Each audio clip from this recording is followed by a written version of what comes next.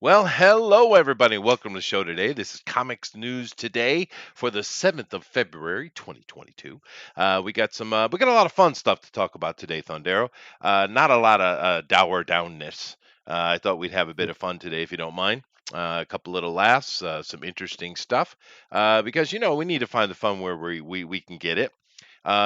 Speaking of fun, we're starting to get the Batman trailers and announcements over here in Japan for March something or another upon its release. When is it coming out in America? I think March 4th. Let me check. Okay, so we're like a week after you, which is normal. We're That's actually pretty Yeah. quick. Sometimes it could be a year later. Yeah, But March 4th. March 4th, there you go. So a lot of hype. A lot of people are assuming it's going to make over 100 million opening weekend, which it might. I mean, I think certainly so. it I think it certainly will, could. yeah. Spider-Man has shown that people want fun and they want to go into the theater. Yeah.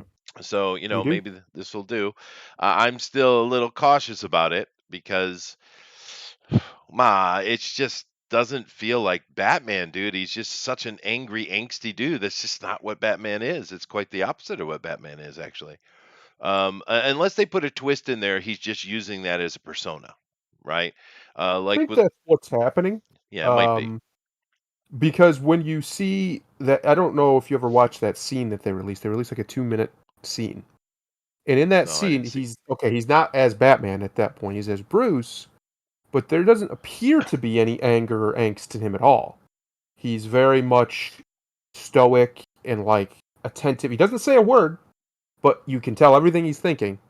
And like he's boom, boom, boom, boom, analyzing. You can see his brain. You can see him being analytical and things. And he saves a little kid, things like that. And I didn't see any of that in what would be in this moment because of what's happening.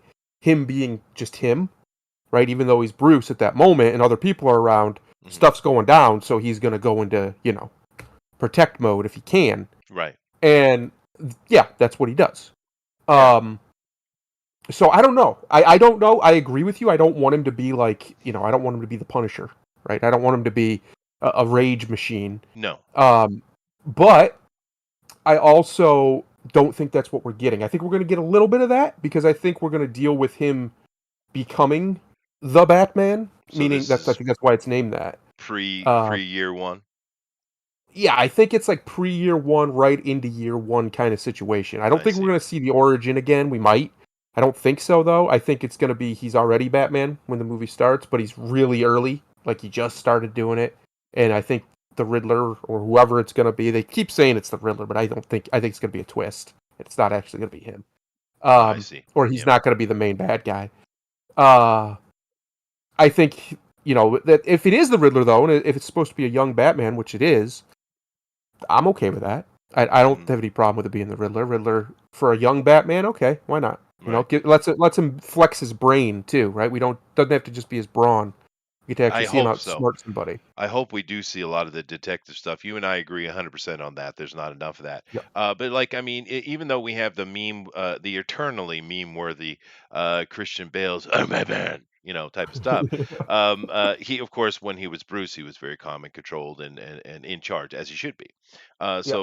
Hopefully, they do the same thing with that. I really would love to see a lot more detective work. That is ultimately necessary. I think it would make a much more long-lasting, successful movie. I got my fingers crossed. I'm not a negative Nancy here. I hope it's good. I don't know what it is about. I don't know what it is. It's something's making me feel cautious about it. But I'm gonna watch it. So I hope it's great. But just kind of go down that rabbit hole a little bit with you. Keep in mind that we know the Penguin is in there, Yeah. and the guy, at least the makeup and stuff they got him on him, it's freaking perfect, dude. It's Yep. perfect.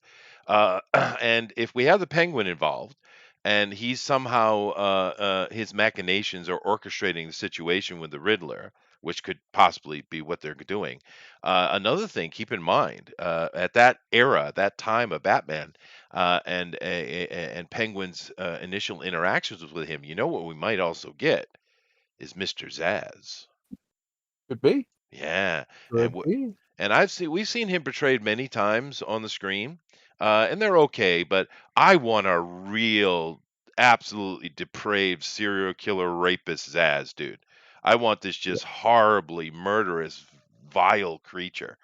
And because they haven't really bit the bullet and just dove into Zaz yet, you know what I mean? Because There's that rumors is, that what they're doing is I haven't heard about Zaz, but I have heard that they might use Hush, and that oh, something to do with the Riddler, and it's like a ploy for Hush the whole time. Um, because one of the things in the original trailer, if you remember, was no more lies, and that kind of could play into a Hush-like storyline. I don't know if that's the case. I haven't seen it. We do know the Riddler's in it. We do know the Penguin's in it, and obviously Catwoman's in it.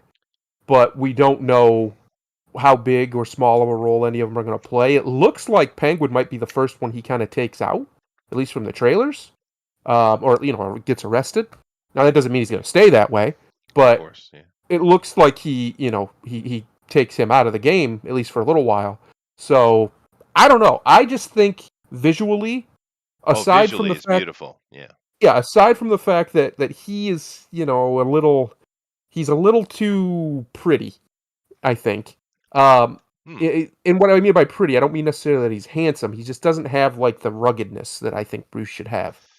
That's fair. But that Yeah. could be that can be something that you can do as if you're a good character actor, and he is, you can bring that out in your performance. So we'll see what happens. But everything else around it, I love the music. I absolutely love the music. The all the visuals they've released so far, I've loved. They feel like Batman. Um, and all the quotes that he's been giving in the media lately, when people ask him things about the character, I don't have them to hand, but they're just spectacular. Like Pattinson gets Batman. If those are legitimate, Pattinson gets Batman. Like I've seen people post like transcript of him, Hmm.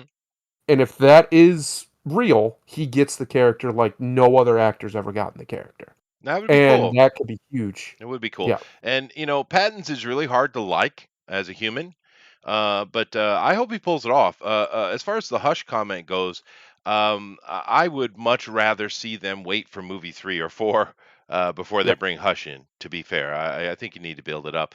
You know what? I really would like to see if it's good and Pattinson can embody Bruce Wayne. Then well, therefore, of course, I don't. I think Batman is easier to embody than Bruce Wayne. yeah, Um, but if he can embody it, I would love to see a long run of movies with a single Batman instead of constantly jumping around. yeah. Why Um, not? you know, and it looks like this movie. I don't know the overall budget and stuff, but it looks to me that it's a bit smaller budget Batman movie. It doesn't look like it's this big hundred Let's million dollar production. let's see. Well, it is a 3-hour movie too, so Well, that's just, 100 million, is it? 100 million. Yep. Because it doesn't But that's look like small it these nowadays. days. That's No, you're right. Yeah, You're right. that's Yeah. not a lot. That's a below average budget, especially for a Batman movie. Come on. Yeah.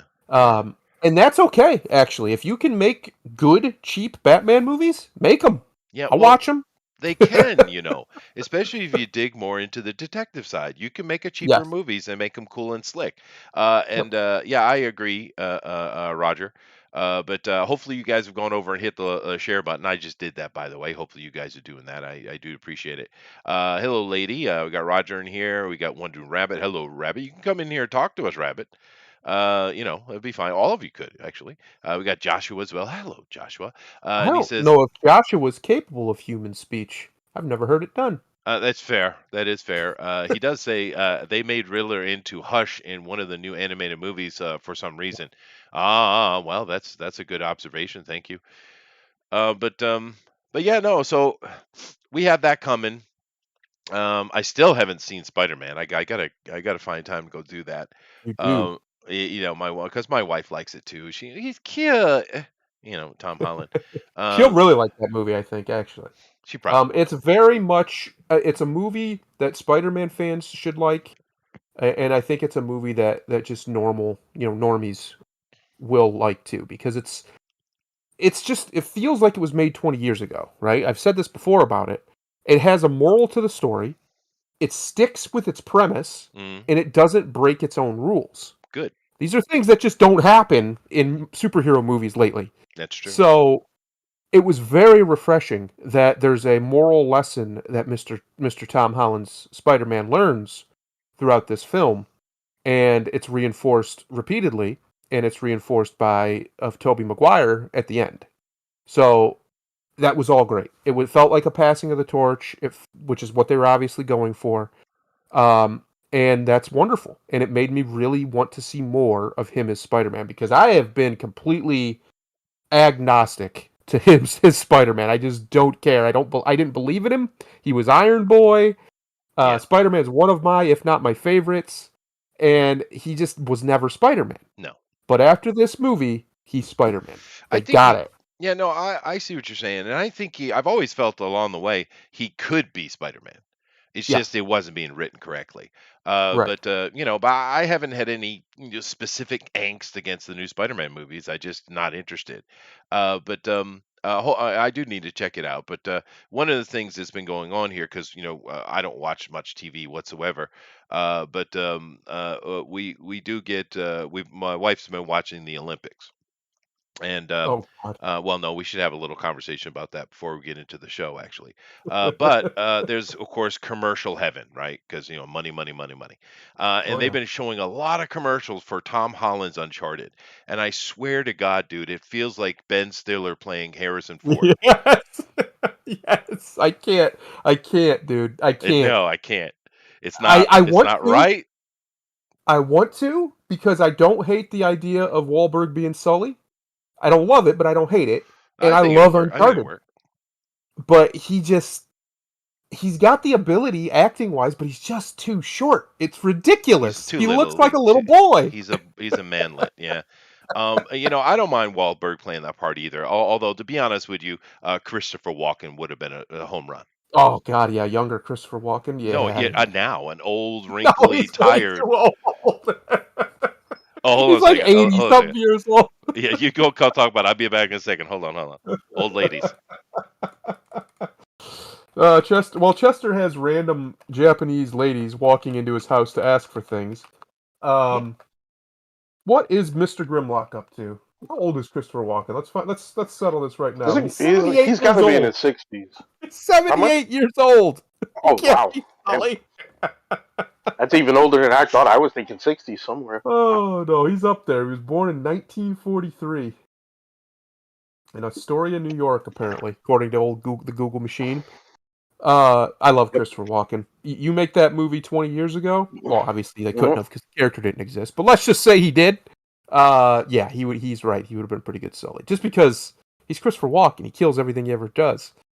Um, I don't, like I said, I don't hate the idea of Wahlberg as Sully. I think he'll do fine, and he might even do fantastically. We'll see. And I don't hate the idea of Tom as an actor as Nathan Drake. He's fine, but he's just it's like I'm watching a 12-year-old version of Nathan Drake do things. It's Yeah. ridiculous. But It's the problem is, you're seeing the guy who should be playing the role next to the Yeah. guy who is playing the Well, role. he was that's supposed true. to. Yeah. He was supposed to, but they waited so long to actually make the damn movie that they're like, well, he kind of looks too old to be Nathan now. So what about being Sully? He's like, all right. That's how that happened because he Yeah. was supposed to be Nate, but they started making this movie like 11 years ago, and Wahlberg's put on a little age since then, so they decided to give him to switch it up. And Tom Holland is he's a big deal right now. Like he's coming He up, is. so He is. I I get. get I why they understand. picked him. I can't with that shortness. It drives me nuts. It's not like Tom Cruise back in the 80s where they did everything they could to kind of hide it with camera angles and things and made sure his Yeah, co-stars were either if they were taller than him, they didn't show it very often, or the women were the same height or whatever. Yeah. Well, Tom's They, got a they can't complex. Yeah, they can't do that with Tom. oh, He's got Scrawny as short hell. features. He's got Just like T-Rex arms. Like you can't pull that off. just so you know, I got my key back, and I told the old lady she looked real cute in her apron, and she giggled out of the house. It was nice. Aw. Aw. But Yes, making the old no, ladies blush. yeah, right. I personally think they should have went with something like Army Hammer or something like that. Yeah. Yeah, would have been a better choice. But whatever. It just every time I see because I see it a lot, it's just like what? No what? No what? Grimlock, help me The, out, dude.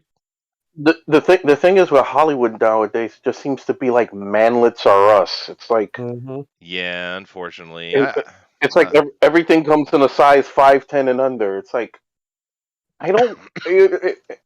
It's kind of funny with Hollywood because like Hollywood is supposed to be like this fantasy world, and I blame feminism for this. Like the more it's gone on, it's like people that look like me or women that look like I could pick up at a freaking Sonic on a Friday night. It's like I don't want that. oh geez, no, God, geez, don't do that, Grimlock. Don't no, stay away from the Sonic. I would suggest the IHOP is better. Sonic has great milkshakes though. Oh, that's fair. That's fair. But they're usually crackheads over there, just so you know. I haven't been in America forever. That's what it was like when I was there. But anyway, um, it's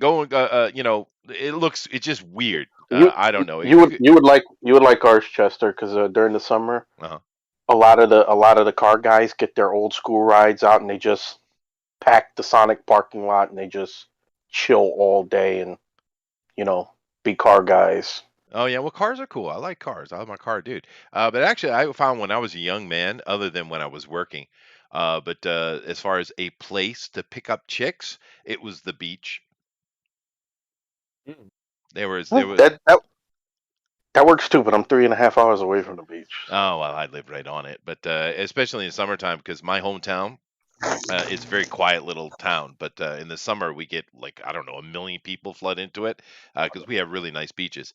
But yeah, going picking up the I don't know what it is. I think it's something about the beach. Everyone like girls are in bikinis and guys are in their shorts. So maybe the inhibitions are lower, or I don't know what it is. But it's pretty easy to pick up chick at the beach, man. oh Uh, yeah. yeah. But anyway, before I get into today's show, I did want to talk a little bit about the Olympics. I'm sure no one here gives a shit or is watching anything with it, but it's gone a bit sideways, guys. Not shocking, but there's a lot of stuff, and because I saw so much news on it, and people talking about troubles they're having. I actually took some time yesterday and I went into the dark recesses of Chinese social media. And what I can't understand just by listening, especially with the Cantonese, that's much more difficult for me. I can read it though, because the cool thing about Asia is every time they do a video or do anything like that, they always have the translations on the bottom, and they usually do cutesy little letter stuff. I don't know what it is about Asians and that, but that's what they do. So whether between listening and reading, I can understand what's going on, right? And I went through and I looked through a lot, and it's really this incredible disconnect. I mean, some of the people just they can't say anything in China, so you can see that. But a lot of it, I mean, the propaganda has stuck, buddy, because the problems we're having with athletes, the Germans are absolutely freaking furious with the Chinese right now. They are putting people into COVID isolation who don't have COVID, who didn't test positive. They're some of them they can get access to and talk to over like a video. Others they have no clue where they are. The Chinese won't Mm. tell them. There's little athletes that have disappeared. They're feeding these athletes the most absolute garbage food you could ever imagine. It sounds like the ones that do get put in the isolation are literally getting cup of noodle for breakfast, lunch, and dinner. Literally, Wow. right? And the Chinese are like pushing rules left and right. The whole COVID, isolation and lockdown stuff is completely out of control. A lot of people are very unhappy. The conditions are bad. The event, the actual locations, the grounds that they're using for the things are not properly set up. There's a lot of noise coming out, and it's not the noise you would think about the Uyghurs and all the kind of other stuff that the Chinese do. It's just from the athletes getting an absolute shaft, dude. And But it was interesting because, like I said, I went and looked at the Chinese social media, and what I saw was this. In general, the Chinese are like, "Shut up, stupid Western man! You loud! China number one!" A whole. I'm not Tai- kidding, dude. Taiwan number one. No, I mean a lot of that, dude. I didn't speak at all. I just looked, right? And Yeah. a lot of them are saying, "Oh, this we got stuff. It's propaganda. You a liar. You a liar." A lot of that. A lot of that. Now I understand that they have people who are paid, part of the government to go and create this misinformation. But even the people who are more reasonable were either you could clearly see they can't give their opinion because the man on the street type interviews. I watched a bunch of that stuff. But the the cope is freaking real, dude. And Well, wow, dude. Just understand this: the Chinese are not your friend. They think you're a bunch of fucking dogs. Yeah. Understand this. yeah. I Well, did it, it. it's Go ahead. it's funny to me. It's kind of funny because this is the second time in the last 10 years that we have had the Olympics during a pandemic Yeah, because people forget the Zika outbreak in 2012. Remember Zika, folks. I Remember how do. deadly Zika was supposed to be. H1N1 How as well. Yeah. a mosquito was supposed to bite you and your nuts was supposed to shrivel to the size of raisins. Hmm. Remember that one? Good times. And our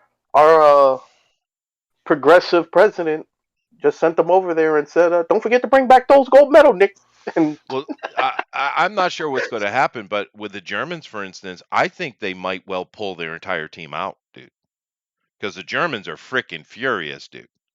And I well, don't blame them. remember during Zika, they didn't even have clean water where they was like they was like their hotels was like glorified shacks. Yeah, no, and the food is bad. There's and this is the shocking thing. There's not enough food. There's just simply not enough food. And I mean, the American team was smart because they brought all their own food, Yeah. right? But other teams didn't do that because in the Yeah. charter, because they were showing the charter, and in the IOC charter, it says that the hosting country is responsible for feeding the athletes a three-course Mhm. meal, three times a day, breakfast, lunch, and dinner. But it doesn't specify the quality of the food, right? Yep. And it's really bad, dude. I mean, it makes like the poor kids' middle school lunch look good. I know. It's bad, dude. Remember a couple of years ago all that false outrage when Trump invited the Clemson football team to the White House and he had that big room filled with nothing but McDonald's. Oh yeah.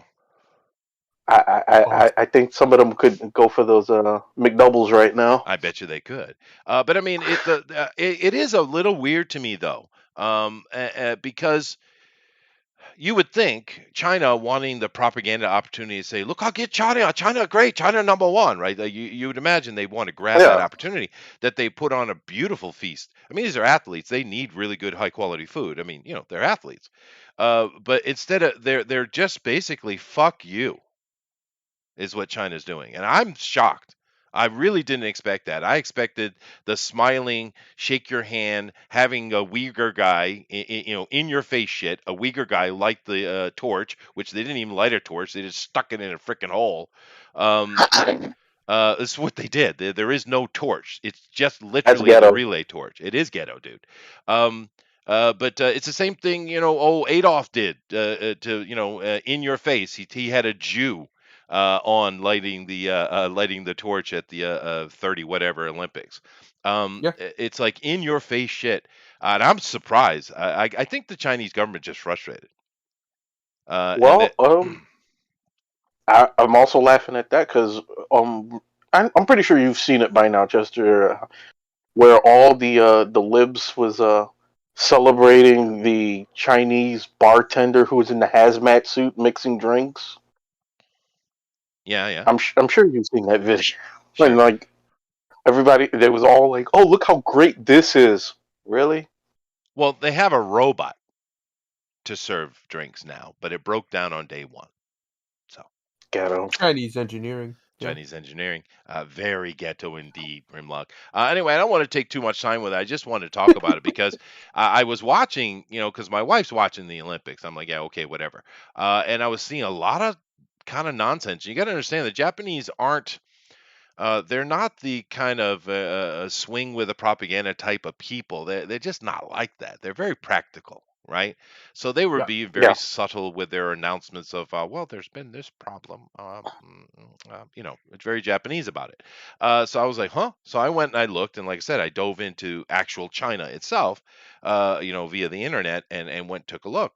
And that's of course a scary thing to do anyway, because it just terrifies you how absolutely brainwashed the Chinese are. But My God, dude. And I'm not saying I know there's people in China who know what's up. I know that. But the majority of Chinese, they legitimately think it's just stupid politics, and China is an up and coming power. I saw one guy, he was sitting there and he was talking about all the great things that China has. And he was like, at least half the people I know have a job. Okay. My mother and father have health insurance. He was just listing things off for us that was like common 100 years ago, right? Yeah. And he was saying, see how good China is. China good, but listing things that were for us Next, is like, yeah, what? That's normal. next, he'll be bragging about having a car that has an engine in it. Right. Instead of having Flintstone it. But and don't get me wrong, there are certain parts of China that are certainly modernized quite impressively. But Yeah. the majority of China is still stuck in the Middle Ages, right? And that's not even necessarily a bad thing. I'm not saying that's a bad thing.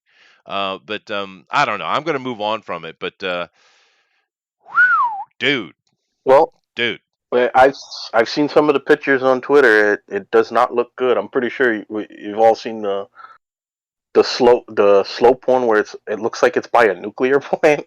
Yeah. It's right next to a nuclear plant. It's yeah, like yeah, yeah. That's true. That's true. That's true. Yeah, I saw that too.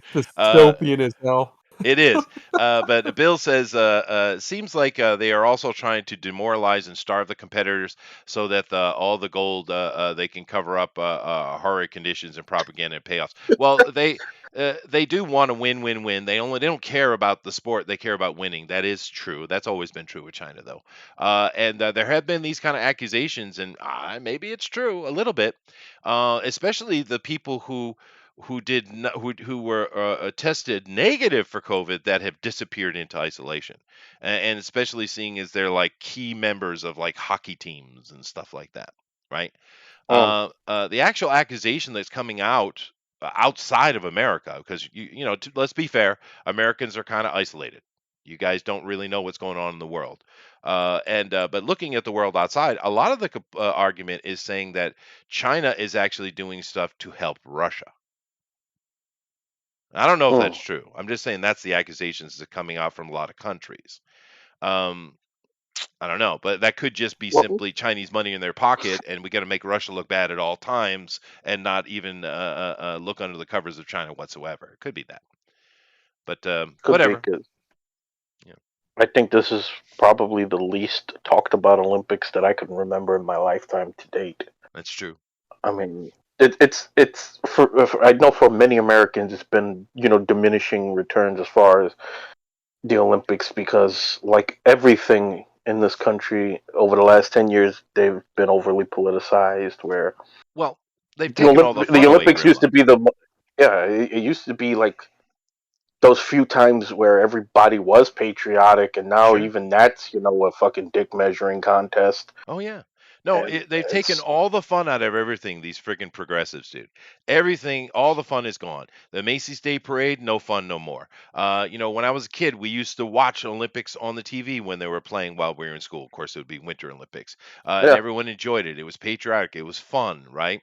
And it wasn't like, oh, this stupid German took something. No, it was like, oh, it was great, great jump or whatever, right? We watched, space shuttle launches in school. I mean, it was much more fun time. Now it's not fun. yeah, You watch the football game or the Super Bowl, and it's all about some stupid politic and some asshole kneeling, or some commercial yeah. talking about some transgender, and you're like, well, fuck you, I'm not using your company anymore. It's they've taken all the fun out of everything, and now everyone's just kind of Lot gloomy, and it's like, no, fuck it, I ain't gonna pay attention. Well, I think you'd get a kick out of Joe Burrow, Chester. I think Joe Burrow is right up your alley. He's a young kid, but he's an old school kid. He's kind of got a little bit of Joe Namath in him. Likes to smoke cigars after victories. Okay, what is he, a quarterback or something? Somebody? Yeah, he's a quarterback. He's an Ohio kid who, in his second year after coming off a major knee injury, Mm. has led the Bengals to the Super Bowl of all teams. The Bengals. Goodness Yes, gracious. The Bungles. Oh my God, dude. But I yes, haven't. See, the thing is, I've even given up. I haven't watched football in yeah. years, and I'm a major football fan because I'm like, oh, Yeah. fuck you, people, dude. Screw that nonsense. You multi-million millionaires, shut the hell up. But anyway, Yeah. let's move on. Let's get into today's show because I'll sit here and just drone Moving on. forever. Moving on. Thundero. I told you to keep things tight. Me? Yeah. Never. Yeah. Okay. All right, here we go. We got to get into it today, and you guys know with the comic book show here, I do like to talk about the comic book stuff, and we're going to start out with a comic book character here. And do you recognize this character, Grimlock? Do you know who this is? Simon. It is Simon. It is Simon Williams. Congratulations to you, sir, for knowing that. And Simon Williams, of course, aka Wonder Man. Now, this is definitely an underrated character, and we're going to be getting him. It sounds like we're going to be getting him in the MCU in some form. With Nathan Fillion. Yes, of course, the guy from Castle, and of course Firefly, become a beloved nerd icon. And I think I he's like perfect Nathan. for it. I I like do like Nathan Nathan. Fillion. Everyone likes Nathan. But let me Is tell he, you a little bit about Wonder Man. he a bit old for that role though? So what? Is he a bit old for that role though? Depends on what version you're doing. But I mean, yeah. But he, for the character aspect, the actual personality of Wonder Man, Nathan is perfect. He's perfect. But anyway, let me explain a little bit about this character. This character here was created by Stan Lee and a couple other dudes, yeah, Stan Lee, way back in the '60s. And he's a very interesting character because of his story, and he's incredibly underused. So let me kind of run you through who this guy is here. Now, he's very powerful. He's a guy of ionic energy, and I'll get into how that happened. But this guy can go toe to toe with Gladiator, Sentry. I mean, he is legitimately powerful. He can put Thor through a wall. He's beat down the hell of Carol Danvers, aka Captain Marvel, who's supposed to be the most powerful one in the MCU, of course. But this guy is wickedly powerful, and he has his problems too. Which makes him a deeper character than just, oh, he's a big bad powerful guy. But let me get into his story because I think it's pretty interesting. His father died, and he and his brother Eric, who is the Grim Reaper, who I'll get to in a moment. They took over when their dad died. Simon particularly was the in charge of the company, and their family were weapon manufacturers and, of course, weapon sellers. And old Tony Stark here is directly involved in how Wonder Man came to be, really, because their company was really starting to falter because of Stark Industries selling of weapons and stuff. And they try to work out deals. They even try to sell it, or they try to do something with Tony. But Tony, being Tony, was an absolute dickhead. He really was. And it was interesting reading the comic book because, he's supposed to be this big Iron Man hero, but he was just ruthlessly dickheadish to Simon and his brother. And they're the Williams Company, arms manufacturing, and their business folded, and he was, of course, upset and dejected. And he did, and as it folded, from Simon's attempts to save the company, he basically got embezzlement charges coming up against him, and he got thrown in jail. Right? Well, someone came and got him out of jail. Kind of interesting person to get him out, and probably because they had weapons dealing. I don't remember if that was in the story or not, but Baron Zemo. Baron Zemo went and got him out of jail. And old Baron Zemo said, "You know what? I can help you get back at Iron Man. Tony Stark. I can help you because I can give you power, and then you can go and set up the Avengers and deal a blow to old Tony Stark. And of course, dejected and upset and all that kind of other stuff, he agreed.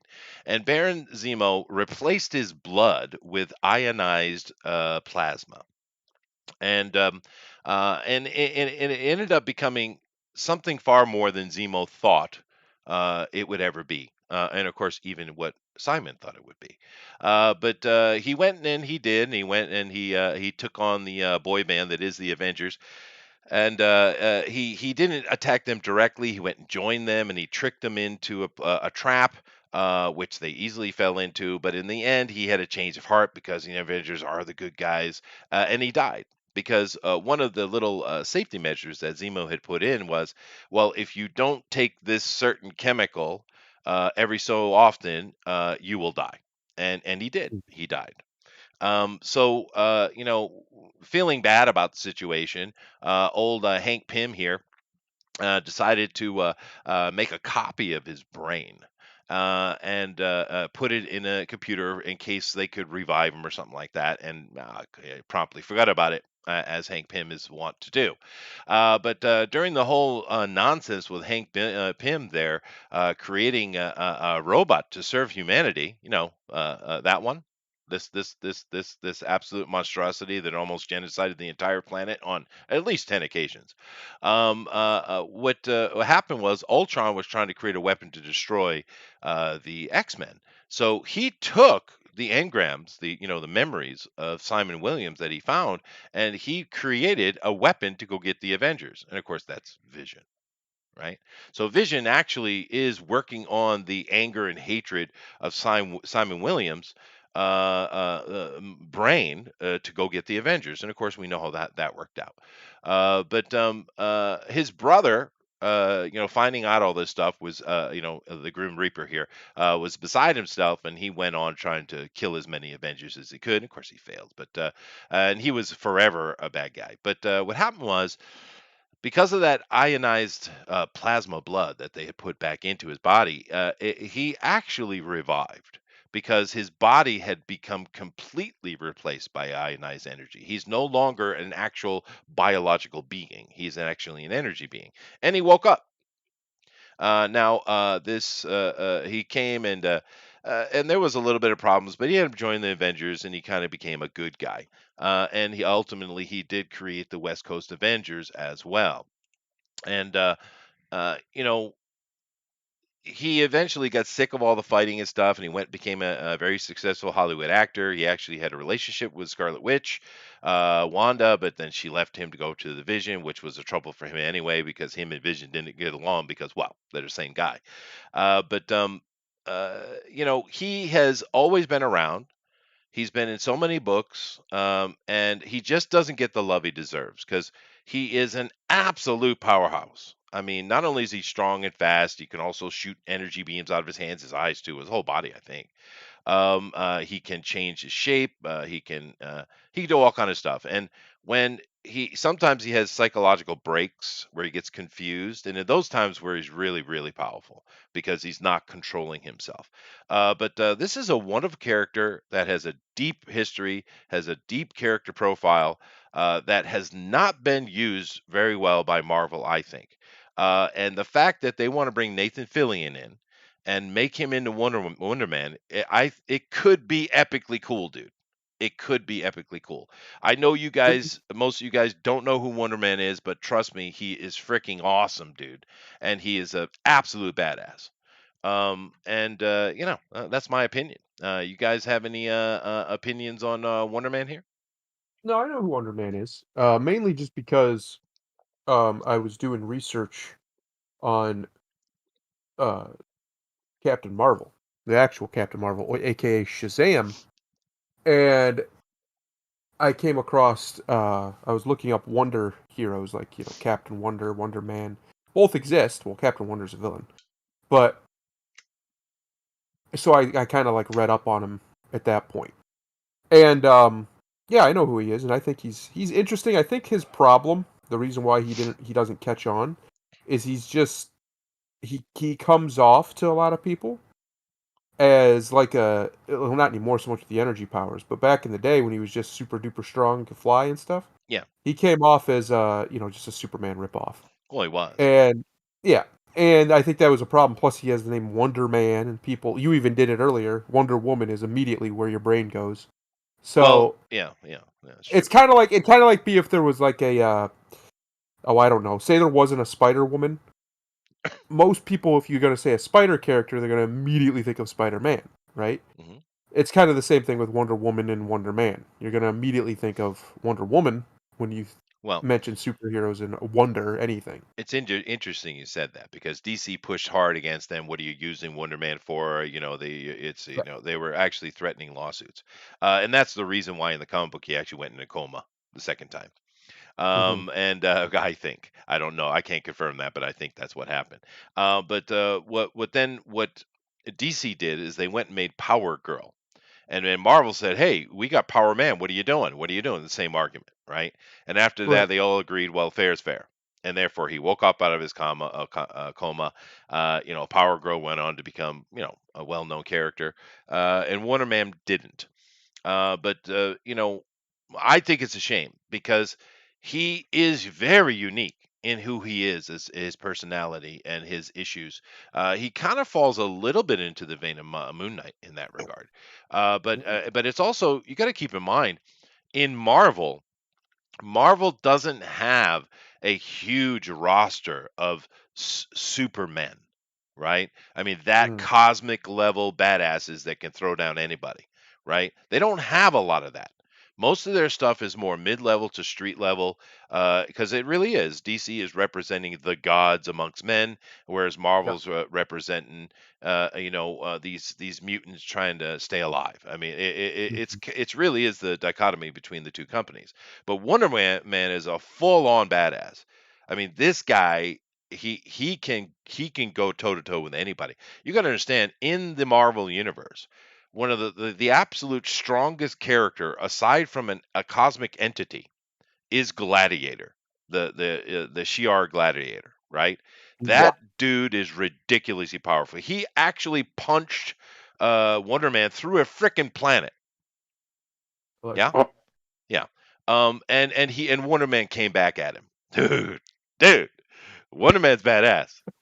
Uh, I've always loved Wonder Man. I think the reason I really got into Wonder Man when I was young, because I was that perfect age when the West Coast Avengers came out. And Wonder Man, of course, was one of the founding members of that. And yeah. that's probably why I'm such a big Wonder Man fan. But I'm excited to see what Nathan's going to do with it, because it looks like we're definitely getting him. It's definitely happening. It sounds like.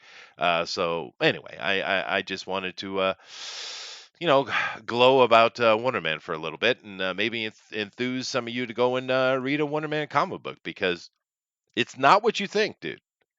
This guy is he talks a lot. That's why Nathan would be good for it. He talks a lot. He's quippy. He's a Hollywood actor. He acts like that, but at the same time, he and Superman would have a pretty good fight. Supes would win in the end, of course, but he's legitimately powerful. But he's also this quirky, witty, lippy type of guy. It's interesting. Mm. They were cool, Eric. You're right. Anyway, Grimlock, you have any comments here on Wonder Man? I remember Wonder Man from back when I first started reading comics way back when I was a kid, but Wonder Man has fallen into the hole of too many Marvel characters where they have a following, but it seemed like once Marvel got past the year 2000, they either don't know what to do with these characters, or they don't have the talent Yeah, to do anything with these characters because I look at characters like Wonder Man. Somebody said in the chat said Better Ray Bill, which yeah, was a favorite of mine. I think a favorite of Thundaro's as well. Oh yeah. Blue Marvel, who Marvel claims to be so uh, uh, all about diversity, and yet you have this character that you created and has has a pretty good story to tell Hmm. that you could do in a movie, do nothing with it. Yeah, no, it is. There's so many characters that Marvel has like that. They're just utterly frustrating because it's like, hey, man, this character is cool, Yep. but No, Marvel would rather shove Carol Danvers and Kamala Khan down your throat with 20 fucking books than, I mean, and I'm not saying Wonder Man has to have his own solo series, but put him on a team, do something well, like, I disagree. I think he would be cool to give him his own series, because it all revolves around starts with Tony Stark. And yeah, but every, his entire storyline involves every beat that the MCU has put in place. His life is completely surrounded by Age of Ultron, Tony Stark, the Avengers, all of that stuff. He's the perfect guy to put into the MCU, actually. yeah, Yeah. Well, no, Um, they're definitely putting him in. I don't think that's a question. We'll see if it works out. I think they are very happy right now because they were desperately trying to find somebody. I don't care what anybody says to replace Captain Marvel as their future face of the franchise. Now that old Tony's gone, and this Spider-Man movie has made it. It's going to be Spider-Man. I mean, I don't know what the plan is for the Spider-Man movies going forward, but when they do the big crossover movies, if it's not focused as Spider-Man as like the lead character, that would just be shocking to me because Tom Holland Spider-Man just proved that he can make an hmm. obscene amount of money Yep. without just about anybody else. I mean, the only other person in there from the MCU that matters is Doctor Strange, and I'm gonna be honest, that's not why anybody watched that movie. Like Doctor Strange's part was great, and it is what it was. But if he wasn't there, and they found some other way to do multiversal stuff, it would have worked just fine. Yeah. Like, so uh, I think if they're smart, and in fairness to them, they've proven that they are. Uh, they'll have they'll have Spider-Man be the face, but if for some reason that doesn't work out, because there is rumors that Tom actually might not want to keep doing it, which is Well, whatever. because he I think thinks that's women stupid. women should be in the position. He thinks Yeah, he'll step aside for the ladies. He says. he's a little retard. Um, then I think a guy like a Wonder Man, if Nathan can pull him off and get him over, could take that spot. You Yeah. need somebody who's either like a Spider-Man with great connection to the everybody, right?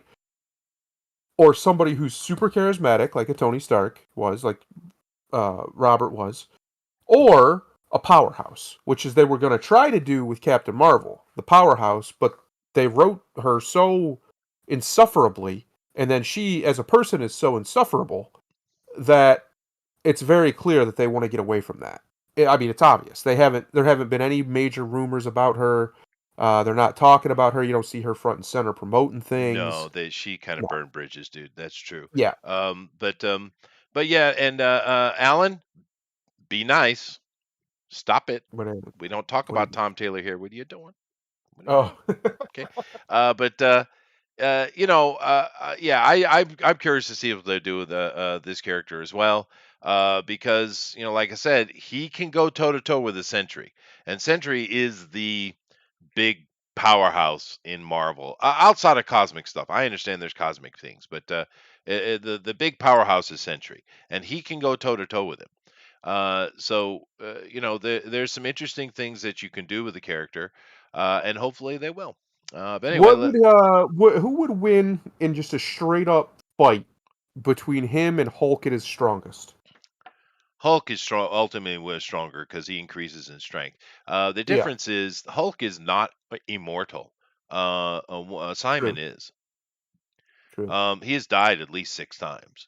Yeah. But he can't die because he is ionized energy now. And every time he comes back, he's more and more powerful. See that Bill was mentioning that when he was first reading him in Avengers, uh, he could do a couple things. He had like a little backpack to fly, and of course, he can fly now. But they've handled this character really well over the years, because every time he dies, he comes back stronger with new powers and new abilities. When he loses it, when he gets confused, because that's the best way to really describe what happens to him. because he's been really manipulated and screwed up by Baron Zemo, right? Um, Yeah. he displays even greater powers. He has no top end, I think, and therefore every time he dies and they come back with him, he's changed. He's stronger. He's more. I understand with evolution of time they want to do that kind of thing, but they handled it really well with this character. It makes sense that now he can fly. It makes sense that now he can do this because he's not finished his evolution. He's not finished his journey as the ionized man. He's not. And that's cool. I mean, you could do so much cool stuff with this man. I really hope that they use him well. I don't think they're going to. I think we're going to get a cameo with Nathan Fillion, and he's just going to go wink, wink type of thing as a Hollywood actor, and that's it, right? It's going to be an Easter egg. I think that's all we're going to get, which is a shame because this character would be a great addition. But the problem is he can put them all down. This guy can fight Thor. He can definitely take out Captain Marvel. He's done it in the. I'm talking about Carol Danvers. He's done it in the comic book several times. He is maybe too powerful for what they're doing in the MCU. Actually, Well, you say Well, I that. mean, But they are if getting we're gonna be into that cosmic shit now. Like, they're getting I into mean, it deep. So, maybe that's what they were saving him for. It's yeah. but in the end, Hulk is stronger. I mean, it's just Yeah. Hulk is also a bigger a top lister, so Hulk would Right. win. But in the end, Hulk can't really beat him though. But I don't Yeah. think he can. He might not be able to beat Hulk either. I mean, I don't know. Be a fight. It would be a Give good me, fight. give me some World Breaker Hulk versus him. Yeah, I know Be it would good. be a good fight. It would be a great fight, actually. Yeah. Have a kind of scene where, like, oh God, Hulk's lost it again. Jesus Christ, what are we gonna do? And then have Wonder Man just show up glowing in the sky and just have an all-out beat down. That would be Just great, dude. brawling. That would Just be awesome. brawling. Yeah, Yeah. yeah. Zemo did screw him up, Bill. He screwed him up a lot. But then again, Baron Zemo don't give a shit, right? I mean, that's he is. See, Zemo I've is been only saying for a while, revenge. That's his thing, revenge. that in the comics especially, Superman, what they should be doing with him for a minute is not give he doesn't have his own book, and he just kind of shows up, kind of like you just said, he just kind of shows up like Wonder Man just did, Yeah, and takes yeah. out big time threats when it's necessary. And yeah, he does that in differing books and bounces around. Do that for a little while, let Superman cool off on his own stories, and maybe come up with something actually interesting instead of, he's gay now or whatever the hell. Something Yeah. actually interesting for him to do that isn't just a rehash from 30 years ago. Um, See, but my point is you could easily do that with Wonder Man in the MCU. If he's not going to be a character that they really deeply explore, and he's just going to show up, I'm okay with that as long as when he shows up, shit happens, right? yeah, Like it's go time when he shows up. yeah. I'm yeah. okay with that. I don't have any problem with it. It's that's why I said I think if they was to bring him back, they should bring him back in a team book first because I mean, how much has they done with him in the last 20 years that anybody can remember? Well, I can, but And I get your point. like you said, if he's that heavy of a hitter. You know, I'm not saying he can't do a solo book, but like Well, he has. They've had solo books from since him before. since Marvel virtually has a fucking event every 2 months now, Yeah, Yeah. they, find a way. Oh God, this guy is you know, this villain or whoever is got the heroes on the ropes and things are looking pretty bleak, and all of a sudden, guy gets decked. Who is it? Splash page of Wonder Man. yeah, that would be cool, dude. Welcome But back. I don't think that the current Marvel run. And if you listen to Chuck Dixon, it's interesting you mentioned that 20 years because Chuck he sees the downfall of Marvel starting from 20 years ago. He agrees with that timeline. But the problem is you never see Wonder Man in Marvel these days because he's a Hollywood prima donna. Literally, he's an actor, and he's a hardcore womanizer, and he loves the ladies and they love him, right? And he's a little bit arrogant, and he's not. He's exactly all that male, horrible masculinity that they hate. I Hey, can't. Oh, you might see him. But It is for you know them. what? That could work. That could work if you have a decent writer write it. Oh, yeah, it could be Where you, great, but they don't. where you basically have this guy who's, because we've all seen the hero that's God on earth, and he wants, he wants to live among us and be righteous. Where you can write this, where he's not exactly trying to be righteous. He's trying to get money and get laid. Yeah, and keep in mind, what Wonder Man started as a reluctant bad guy for a while. He was a bad Yeah, guy for a while until he had to change heart and became a good guy. So you could easily do the villainous, arrogant, yeah. type of guy who's going to get Tony Stark. But whatever. We should move on. But Wonder Man, pretty badass, dude. Moving on. Moving on, indeed. I still say that if you're not going to call Shazam old Captain Marvel, you're not going to call him just Champion, which is the best name for him, I think. You should just buy up or do whatever you got to do to get rid of Captain Wonder as a character, because nobody cares about that character, and just let him be Captain Wonder. Let him go learn how to use his train with Wonder Woman, and there you go. He's Captain Wonder now. Yeah, Instead of no, instead of instead of calling him his damn power word, nobody likes it. Stop it. Stop it. that's true. I agree with that. I agree. Anyway, let's move on here. Now, I saw this in the Discord. I thought I'd drop it up. This is a ongoing campaign here from John Delarose. And actually, I was thinking when I was setting up for today, Thundera, and I'm kind of curious. Now, if you remember way, way, way, way, way, way, way back, and I know you do, Mm-hmm. when all that nonsense was going on, and then Ethan and Vox Day set up that little fake, controversy between themselves to drum up attention. You remember that? Oh yeah. Yeah, yeah, okay. Well, one of the people that had it kind of became somewhat of a victim in that was John De La Rose. Now, a lot of people over on this show initially, who most of them aren't here anymore, but they were very, very anti-Vox Day, and I don't think they really get what Vox is trying to say. But whatever, I'm not going to sit here and have a conversation about Vox. But John Delarose, who is a disciple of Vox Day, I guess, he took a lot of flack. And a lot of people here on this show like, we can't have John Delarose on. We can't have John Delarose on. And I'm like, why not? And I was outvoted initially. But in the end, I made an executive decision that said, screw that. I'm having John De La Rose on. And I'm kind of curious, Lindero. No, screw that. Because this guy is very prolific and he's very successful and he's a true comic book lover and a novelist. Why in the hell wouldn't we have him on our show? He's exactly the type of person we should have on our show. But Mm. when I made that decision, it wasn't too long after that we saw a lot of people kind of peeling off. Was this the reason why we lost people like Denali and other stuff like that? Was it because I sided with John De La Rose? I don't think so. Okay, Um, I have no problem with John. He and I back in the day when he first started getting shit flung at him. a lot. Uh, I was one of the people trying to help him as best I could at the time, but Well, it you was remember, you were here. You remember the yeah, arguments. I was very against that whole bullshit, dude. yeah, yeah, me too. Um, Um, yeah. I'm one of the people who don't like Vox Day, but the reason I don't like Vox Day is personal. He nearly got one of my friends killed. Oh, okay. So I'm not yeah, talking about that. other than his personal, his personal politics, or whatever. I don't give a shit. He lives in Italy. The hell Yeah, do I true. care what some Italian guy thinks? That's Um, fair. Yeah. but no, John's a Care what great I dude. think. Well, you're an American Italian guy. You matter. John's a great Half the week dude. anyway.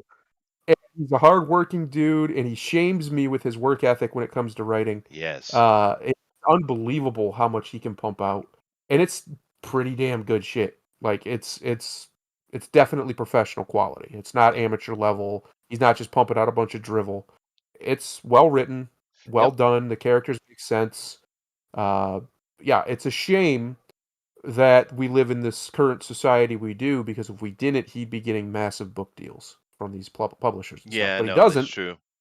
because of his politics, and it's ridiculous. And he's not even like he's a freaking Hispanic guy. His name's Della Rose. He's been smeared as some kind of alt-right, evil white nationalist or something. He's not even white. What are we talking about here? Like, it's nonsense. Yeah, it But is. It is. whatever. The Um, point is, and I've said this before. I don't care about artists personally. I care about art. His art, what he does, his writing, is as good as anybody else in the independent space right now. No, yeah, I like what John is doing. I'm a fan. I haven't talked Me to him too. in a while, but I do like John De La Rose and Bill. Yes, that's what a great reference, Bill Hulk, number 300, Volume One, number 300. It's got a few in there, but yeah, in that run there, you have Wonder Man putting Hercules through a freaking wall, ripping Iron Man's armor off, yeah, absolute kicking Namor's ass. Yeah, no, yeah, freaking Simon is badass, dude. Yeah, I love that scene where he just levels Hercules, dude, levels him. It was beautiful. Anyway, back to this. Yeah, so this is another very, he's got 10 campaigns successfully funded and delivered, by the way, Yep. plus a whole slew of novels. He writes mystery novels as well. And there's two in this run right here. There's two books you can pick up. And You got one, you got this little cutesy thing, high school girl in the Crusades, she gets transported into the Crusades and she becomes like a little super fighter and things like that. And you got Deus Vult here, which is not that. But Anyway, go check out the campaign. It might be something you'd be interested in. The anime girl one is more cutesy, whereas the Deus Vult one is more classic Conan comic book type of art. Looks Yeah. kind of neat. I like this, the look of this one better than the anime thing. They're interesting ideas because this is just a cutesy little thing, and of course, Well, that's one Kickmaster, thing that John Kickmaster, yes, always, forever. That's one thing Kickmaster's that cool. old John does, is he has a lot of range. He does. He can make your classic comic book, he can make your old school Conan serial, he can make you can straight up write huge epic novels, sci-fi novels, fantasy novels, like, the range is a very impressive. I genuinely don't know how he does it. Hmm. Because it's a talent, right? Like, to be able to do it to that at that pace and to that level and consistently is just it's extremely impressive. It is. Extremely impressive. It is. And, good on John for that. Like I said, I like John and I am happy to support him. Go check this out. Might be something you guys are interested in or any of the other stuff. He is prolific and he's pretty good. Like I said, I've read a bunch of his stuff actually. And he's a solid writer, dude. He's solid. Yeah, he is. Uh, so uh, Genuinely is. yeah, there you go. Indiegogo campaign ongoing. 3 days left. He's got almost 8 grand on that. So good on you, John. But moving along here. Ah, yes. Rumble offers Joe Rogan a $100 million deal. Now, before you bust into that, Hmm. I did see this, but apparently, it probably says this in here. I haven't read this article, but apparently it was going to be a 4-year deal for him to come exclusively to them, um, or mostly exclusively. I think there was some exceptions or something. But it was supposed to be paid $25 million a year. And that's a lot of freaking money, Yep. but I think that's underselling Joe, to be honest. I mean, his show gets an obscene amount of traffic. Like, Mhm. people would Yes. be killing for this traffic in any medium. Like, period. Doesn't matter what you're selling or what you're watching or whatever, what you're making. And I think it's underselling. I love the move because that's what Spotify paid him, right? Yeah. Um, love the move, but I honestly think he's worth a little bit more than that personally. Like, if Yeah. I was doing a valuation on that show, on that brand, it's yeah, I'd say it's worth more than that. I'd say it's at least He 200 mil, at he least. he he is, but I don't know how deep Rumble's war chest is. Right. From what I So understand, they just had a big investment, like a big corporate conglomerate investing type situation of about 400 million. That's where they're getting the money for this, I'm ah, assuming. Mhm. But obviously they can't throw all of that at one person. right. So the fact that they made the offer, and it's a serious offer. This isn't like it's not just them trolling or memeing. They have everything writ up and ready to go. Uh, is impressive. I don't think Joe can get out of his Spotify contract like that though. I'm sure there's some kind of way to get out of it. Like, there's no such thing as a forever contract. I'm But sure there's a buyout clause in there somewhere. yeah, I'm Well, sure there's some sort of buyout or some sort of Spotify moral might clause. get him out of his contract for him. Yeah, which, you know what, if that happens, boom, Rumble. Rumble Right. could use it. Yeah, his audience would probably shrink some, but so fucking what? It'd Dude, this is a still be millions of no-brainer. people. This is a Yeah, it'd still be no-brainer. millions and millions of people. He wouldn't have to worry about censorship, which, to be fair, if what I was telling you earlier was true, that it looks like Joe is self-censoring and Spotify has nothing to do with it, according to him. Um, I guess he doesn't have to worry about it anyway. But regardless, I think it would be a smart move. I think it'd be a smart move because I've seen articles now, a couple of them, where people have talked to Joe personally, like in a, not in an interview, but just like talk to him Yeah. at comedy shows or whatever. Alex Jones being one of them, and Joe is not backing down from his anti-cancel culture stuff, his pro-free speech stuff. Like, he hasn't, even though his apology was very pathetic, and let's be honest, it was. Yeah. He still very much seems to, by what these people have said, be in the fight. And okay, I don't really care. I think the apology was dumb. He shouldn't have did it. I don't think he should be self-censoring himself. I think that's obviously always a dumb idea. But I don't really care either way because I don't think it hurts him. I think it only hurts him with people who are so ideologically invested in this battle that, to be completely blunt, they don't matter. Joe's audience is so huge and so everyday common person, Right. right? He's mainstream. That's true. They just don't matter. They're Well, dogs yipping all over the well, place, basically. we agreed on this yesterday. He made a mistake he shouldn't have made. You never ever apologize to the Morlocks. Grimlock, what do you think? Yes. The part of the whole Rogan situation I found funny to me personally is that Joe Rogan he was the first guy in the podcasting game. He's considered the godfather of podcasting. Yep. Yeah, he is. And he's got about what 15 years in this now, Oh yeah, something like that. and it's amazing how you see things happen. Like I've been telling people, especially to the people who allege that they was George Carlin fans. You see how much they actually paid attention to the man when he told about the owners of this country, Yeah. the club, and who's in it and who's not in it. And Apparently Joe's not.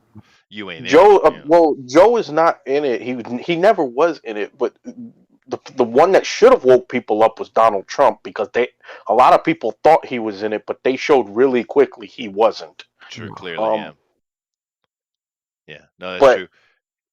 the part that got me was Joe Rogan's been doing this for 15 something years, and they never said a damn thing about him until the moment he pushed back about them lying about him on CNN. When Yeah. he got Sanjay Gupta's punk ass on that show and asked him Ate in his no ass. certain terms, why did you and your employers lie on me? And he Yeah. said And yes. And he backtracked faster than Michael Jackson doing a moonwalk in the Grammys, only to go back and bend over for Don Lemon, ironically, the next morning. Oh, I'm sure that's Unintended. happened on that's a more than one beautiful vision. occasion. Thank you. Yeah. It wasn't until then, all of a sudden, they're worried about the information spread on Joe Rogan's show. Yeah. The man who has smoked the joint with Elon Musk and talked about aliens. Now you're worried. Yeah, no, I know. But you know what Look, I I'm think worried. though about all of this with him removing videos and his, his wet apology and all the other things. You know what I'm going to make a prediction here. I think Joe Rogan is playing the Larry King game. Seriously, I think he has an opportunity to become the next Larry King. I mean, the eternal guy who everyone knows that's around forever. And I think he's just kind of cleaning himself up and tightening himself up and making himself a completely, perfectly packageable asset. Could be. And I would say that's brilliant because a lot of people kind of goof on Joe Rogan because like, oh, is that I never knew that. Oh, really, dude? I mean, I think he's way smarter than you think he is. Oh yeah, Yeah, he definitely is. Well, he is. But the smartest thing about Joe Rogan is that he does what so many other people in this country don't do. He says, "I don't know," He does. and that's where the mainstream media has lost, and they're mad that they've lost because as it's been pointed out by other YouTubers, the mainstream media has lost. Oh These yeah, attacks have only proven it. yeah, They've lost because we all know the deal now. sure. We know that this is script. We know that you're reading from a script. We know that your opinions aren't genuine. We know that many of you are not interested in in journalism. I mean, if you look at the so-called big names in journalism, those guys, they're not fucking journalists, they're commentators. So why would I go listen to somebody like Stelzer or Maddow or Hannity or any of those guys? And it's like, you know what? This guy's talking to a guy I think is interesting. I'll just watch this. Mhm. I'll, Well, we, I'll, we don't have journalists anymore, dude. There are none. I mean, I'm sure there are some, and they probably report for Reuters or Associated Press or something. But we don't in the mainstream media. We don't have those journalists anymore. I mean, the death of the journalism, I think, came back in the '90s.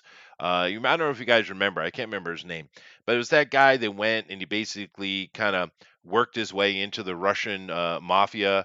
To kind of what his intention was to cover the drug trade going on in Russia, and he yeah, ended up kind of coming out with that explosive expose on the oligarchs of Russia. Remember that guy?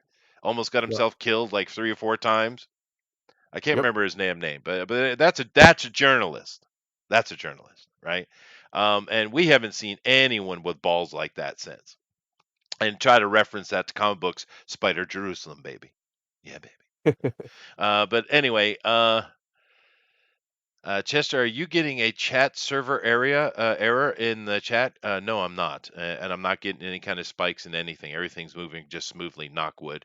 But we'll see what happens with this whole Joe Rogan experience. If Spotify pushes him out even slightly, just take this deal, Joe. It's $100 million in the bank, dude. That's a Yeah, no-brainer. do it. Yeah, moving on. No reason not to. Yeah, no, Take it yeah. and then build your own platform if you need to afterwards or whatever. But yeah, yeah, no because he reason can. not to. You know. I would say do both. Yeah, Yeah, and honestly, Do, you could take because he's already filthy rich. Take this 100 million, dude, and bury it into making yourself a freaking living icon, dude. that Anyway, that's what I'm saying, because you just mentioned that they got $400 million in investor money, and that's a good thing for Rumble, but that could also be a bad thing for Rumble because we've seen too often where these companies go when they get that kind of investment from big well, money. that's true, and What, that's the wh- where problem. they where they started and where they finish is two different. Has become too often two different areas. So if I was Joe, I would do both because you already Spotify's already showed you. If this hasn't shown you that you need a safety net by now, nothing will. And there's no safer net that you can have than the one you build. So Well, you know what I'd love to see Joe do. Keep doing your weekly interview thing, dude. That's great. But I'd love to see him take some of that money and create a news source that is 100% just, completely unbiased, that just gives you the straight up news of the day, right? No yeah, opinions, no editorials, none of that crap. Just news, straight news, no bias. Because we don't have that. You know, we don't have that, right? You know where I yeah, get my most unfettered news? You won't believe it. Frickin' India. yeah. it, I No, I actually do believe went it. and learned to speak frickin' Hindi just so I could get goddamn news. Okay? that's pretty bad. It is bad. It is bad. It's a stupid language too. Uh-oh. And I didn't say you that. gotta learn a Grimlock whole. said that. Uh, So when anyway, you got to learn a whole nother language when you got to learn a whole another language to get something that you, I mean, that's as basic as the who, what, when, where, and why, which is what you used to be taught in school. right.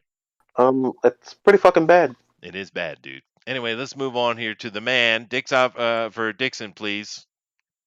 Old Chucky Poo, the man himself, Chuck Dixon.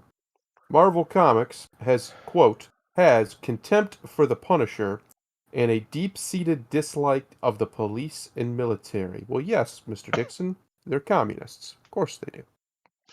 No, and this is a really interesting article, and Chuck has got his some show he's doing. I haven't watched it, but he's doing some kind of show where he's giving commentary, and places like Boundary Comics and others will take his quotes and they'll make articles out of it. So Chuck is speaking out, and he's been speaking out for a while. And of course, Chuck Dixon's an absolute freaking legend. Of course, everyone kind of attaches him to Batman with the creation of Bane, but keep in mind, he also wrote Punisher Yep. for a while, right?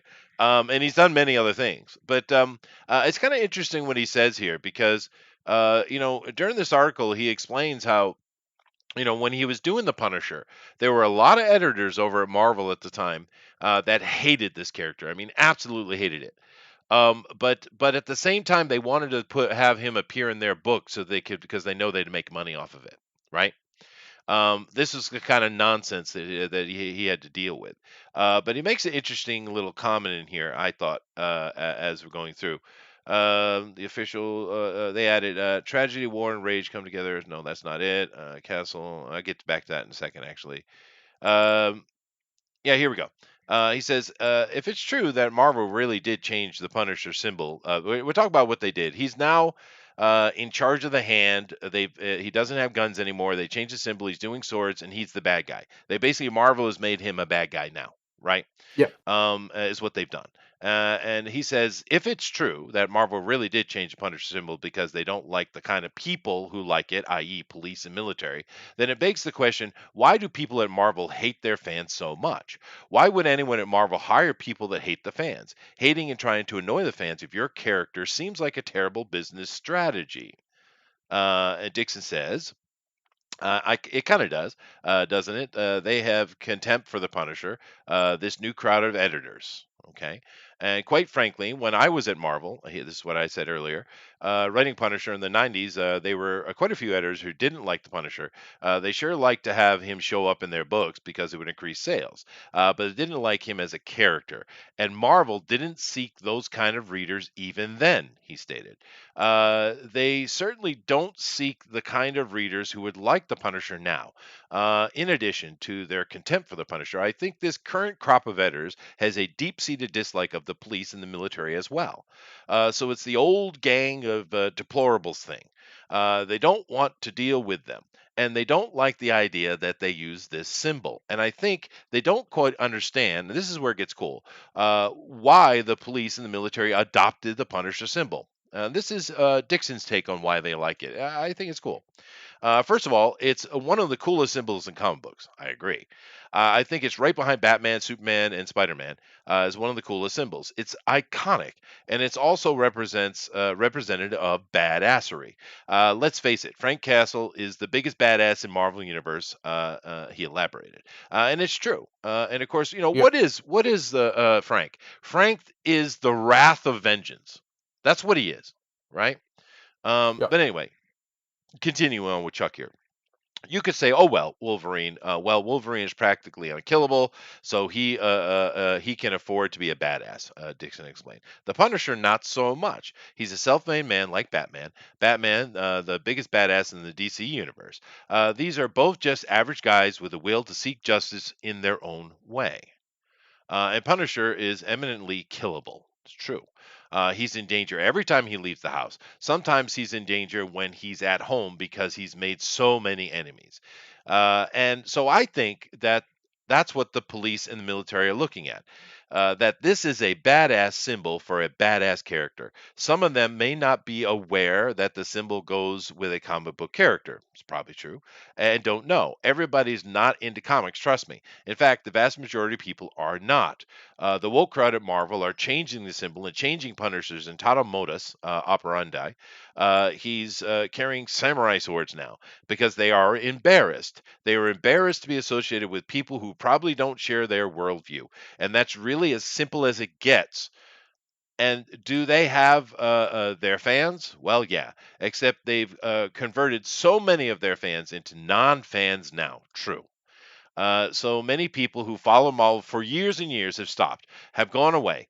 They've left comics or looking for some alternative to what Marvel is offering.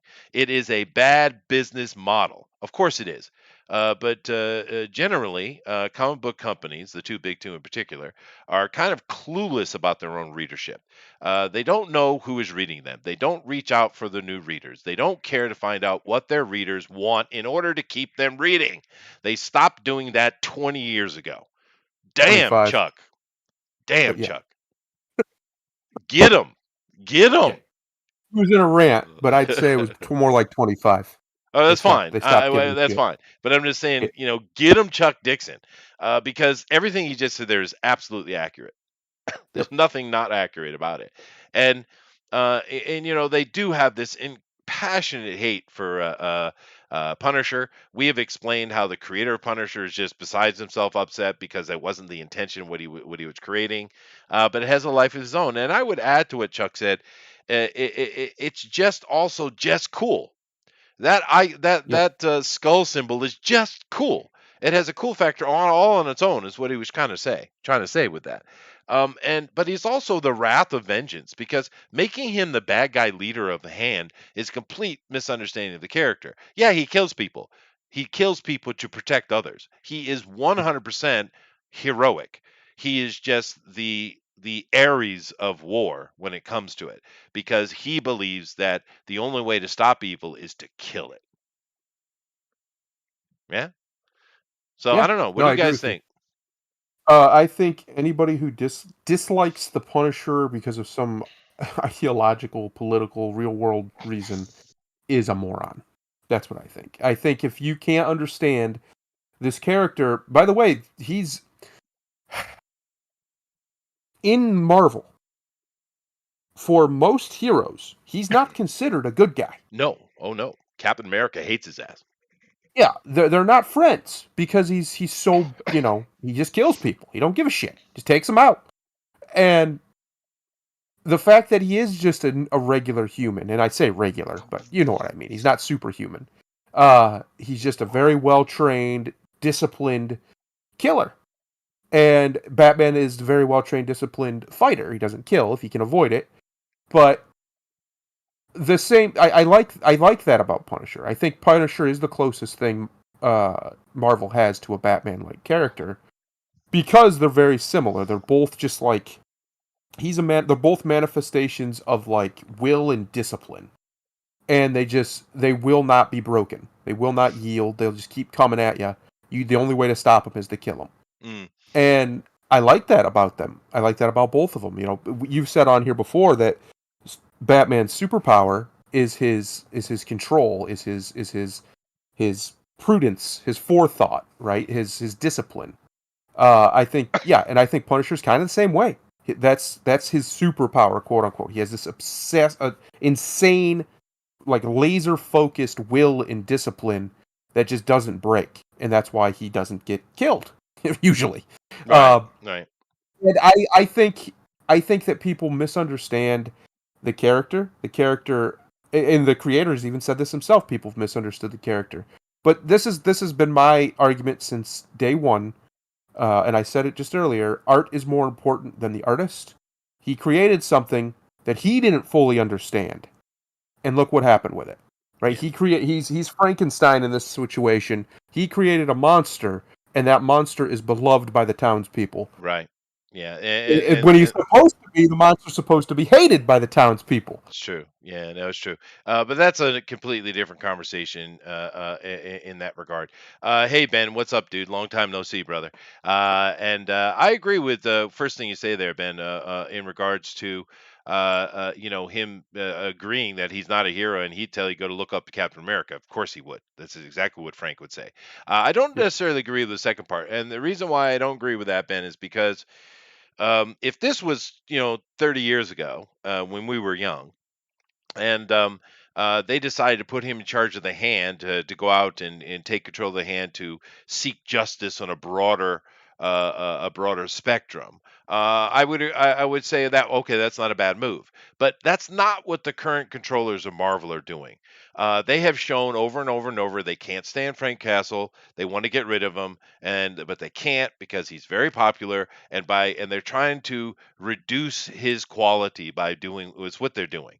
Like I said, if everything was equal and honest, then I would agree with you. But I don't, because I know what these people are thinking. We've been dealing Yeah. with this for 3 years, and it's just, he's come under the scope, and that's the reality of it. But to each his own, I suppose. Nice to see you in here, though, Ben. And yeah, no, like I said, him becoming the new Ra's al Ghul, it's not necessarily a bad idea. Well, according to the Marvel version of Ra's al Ghul, but I get what you're saying, but that's not the intention. However, I am sure. Would you guys agree with that? Yeah, absolutely.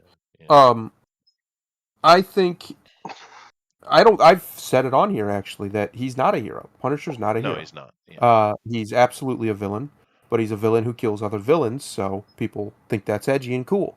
Yeah. I don't like the term anti-hero. I think it's stupid. I think it completely misses the point of the hero-villain dichotomy. You can't be in the middle. That's the point. You have to decide.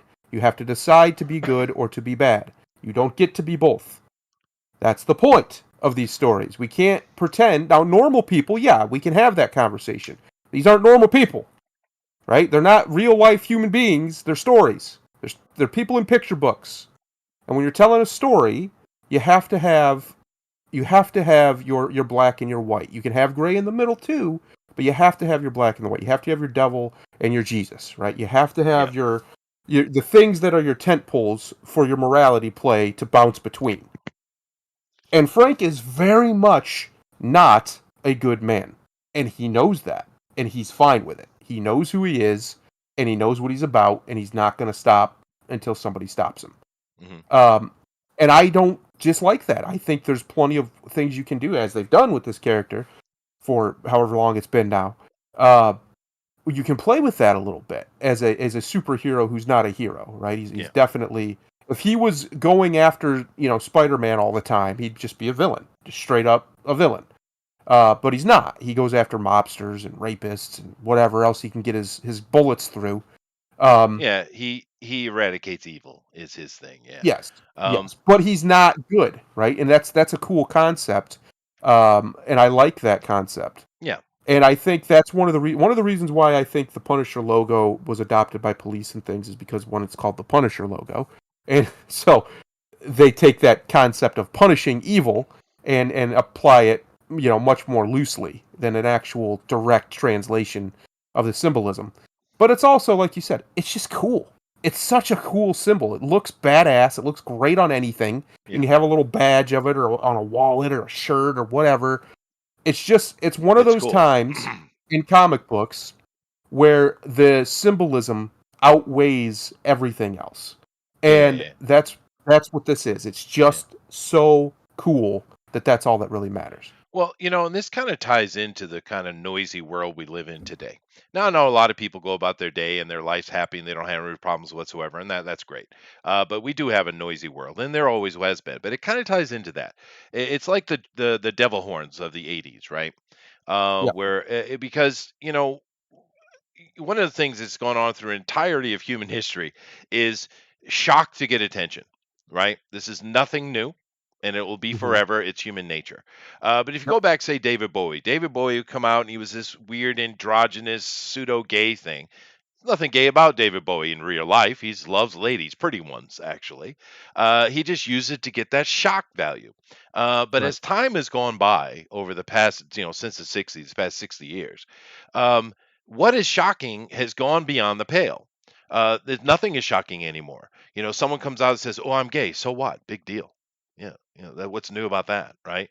And they are constantly trying to come up with new things to be shocking, and we've got to such a point that the things that are shocking are incredibly inane. And then you add on top of that the mass media, which instead of from being a dozen or maybe a couple hundred people who are looking for your attention through shock value, now you have millions. Then the Yeah. politicians are like, oh my God, they're getting all this attention. We got to get in on it too. We need to get reelected. We need the attention. So they get in on it. And that's why things are so noisy now. It's nothing new. It's just the medium has allowed it to become far more widespread, and the decadence of our culture has gotten to a point that what is shocking is just It's the opposite of shock. It's just stupid, right? Mm, And that's where yeah, we are, and that's what's going on, and that's why everything is so noisy. It's nothing new here that's going on, and the problem is that everyone is in this desperate need for attention that's going on, and of course. A comic book company is no different. They need to get their attention and need to get their money, and you have the people who are part of this noise getting involved and creating it, trying to create this craziness as well, and then characters like this fall into the jaws of it, right? yeah, Because yeah, let's be honest, these people that are at the top that are making all this noise for the sheeples to, with their short little attention spans, like, oh God, that's shocking. Oh God, that's shocking. Following left and right. In reality, they don't give a shit. They don't believe their own hype. I mean, look at the BML leader. How many houses did she buy? Right? yeah, The founder there. exactly. It's Yeah, this same nonsense going on and on and on and on and on. It's not new. It's just amplified in these days. yeah, DC and Marvel have been caught up in this, just like so many other things. And in their attempt to get that attention, they've fallen into kind of the silly thinking. Punisher's not a good guy, but he's fun. He's cool. He's the freaking devil horns, dude, and his yes, and his exactly. symbol is exactly that. It Remember what we doesn't were matter talking is he a about good guy. yesterday? Who gives a shit? Has anyone here read Martial Law, the comic book? Ex- Anybody? no, I haven't. No, it's But bloody I'm gonna harsh. reinforce you. I'm gonna reinforce you right now. Like we were talking about yesterday. Americans love an outlaw, and he is the most outlaw of outlaws in Marvel Comics. He's completely outside the law, and he doesn't care that he's completely outside the law. He's on a bloody crusade, and he just does what he does. And that's why the Punisher is cool. He's what everybody wants. Every single good man wants to go kill a pedophile, right? Somebody who molested a child or something. There's something in us, that protector spirit, that wants to end that wickedness that harmed a child. Frank Castle gets to go do that, right? He gets to be that guy who, at least, obviously in fiction, that goes and does it. He's that power fantasy of what happens if somebody who's a badass just snaps and starts taking these bastards out, these corrupt Right. people, these monsters, whatever. That's what happens. It's Frank Castle, right? And it has happened a couple times in the world where really bad dudes, even some cops, have just snapped and just started offing people. Um, and obviously, in the real world, we don't want that. We don't No, want no, our of course police not. to be Yeah, that way. obviously not. We want them to be Supermen, right? We want them to be more like Superman Well, than we Ben do said like Frank. Captain America. That's true. Captain Yeah, America, even Batman would be better than Frank. But true. the power fantasy is there, Yeah, right? yeah, yeah, The yeah, idea yeah. that it would feel good to be able to exact that vengeance on the Yeah, wicked and but on I the don't think the evil. cops who are wearing that symbol are going around wanting to kill people. I don't think that's what's in their head, dude. I think they No, no, just no. see it as a cool symbol. You know, Yeah. it's just cool. That's the end of it. That's the I beginning and think the the end of vast it. majority of them are that. I think there's more that would be carrying around as some form of Superman symbol or Batman or A whatever, lot. Look who at all the do it basketball players with Superman on their shoulder, absolutely, right? who do know what they're doing with that one though, Yeah. right? Because I think it's a different thing. I think, like I said, he created a monster that got away from what his original intention was, and there's nothing he can do about that.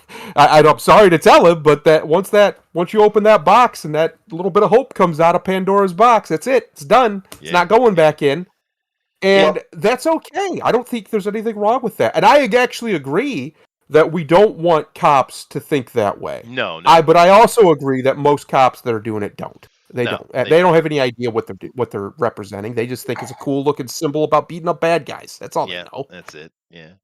Go ahead, Grimlock.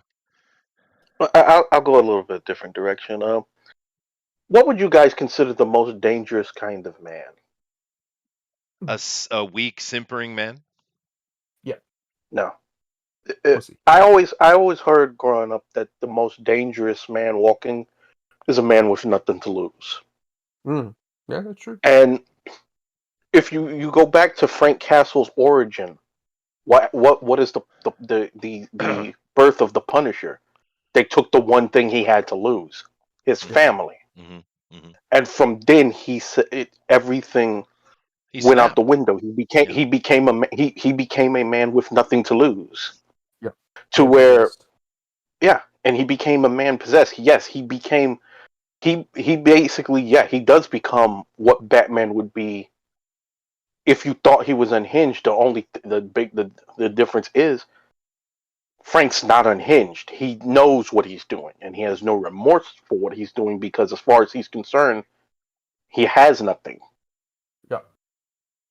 That he does Yeah, not care if he lives or dies. There's nothing I close to get your him point. where, even if you go to the opposite side with Bruce has, I mean, Bruce has quite a bit to lose. He has Dick, he has Alfred, he has the rest of the Bat family. He even has Jim Gordon.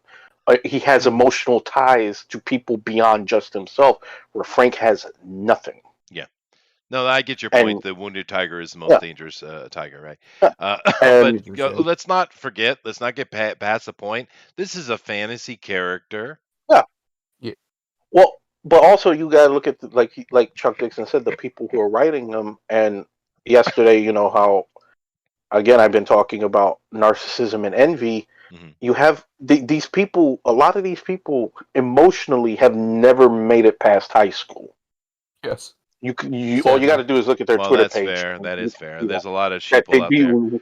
We got That's we got a true. lot of we got a lot of 45-year-olds going on 16 still. Yeah, no, I Um, agree with that. But we I mean, but that's how they act. It's like they're at these little places, and they don't understand the other kid. Like, how it was in high school. Every group had their table in the cafeteria, sure, yeah, little clicks and stuff. and Yeah, and and, and and it's it's just and been it's still like that. amplified because of social media. I Yeah, get your point, and don't misunderstand it. Thunder and I agree on the fact that I personally support the police, but we yeah. do agree that there is some Well, adjustment that needs to be done. I will say, I will Um, say this: everybody here, and I would even say even some of these writers who claim that they hate them so much, yeah. either has a family member or close friend, if they have friends, that's either served in the military Hmm. or served in some sort of law enforcement. Because there's two.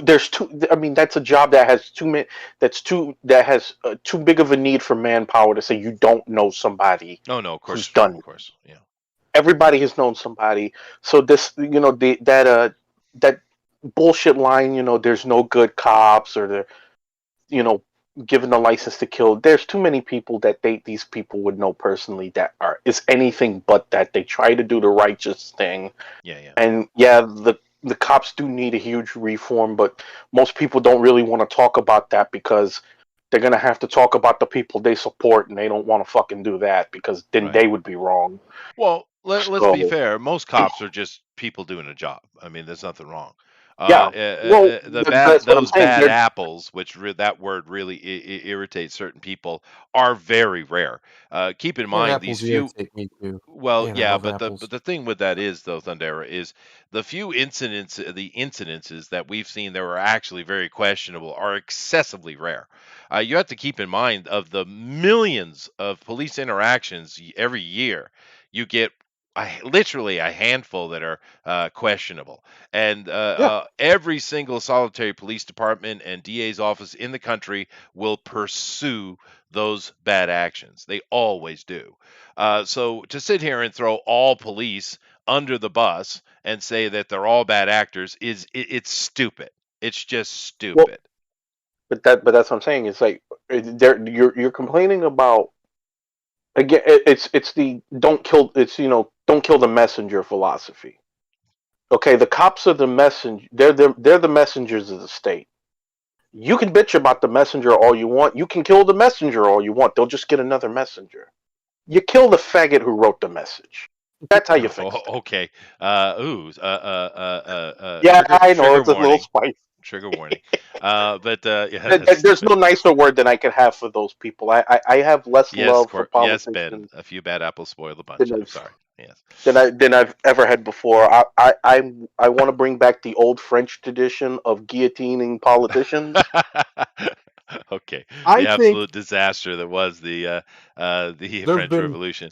there've been a couple tragedies, genuine character tragedies in Marvel, specifically in the last 25 or so years. Hmm.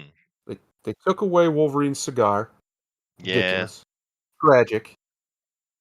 They took away Spider-Man. I mean, that's just what they did. They took the whole character away. they They did. Yeah. shuffled him off.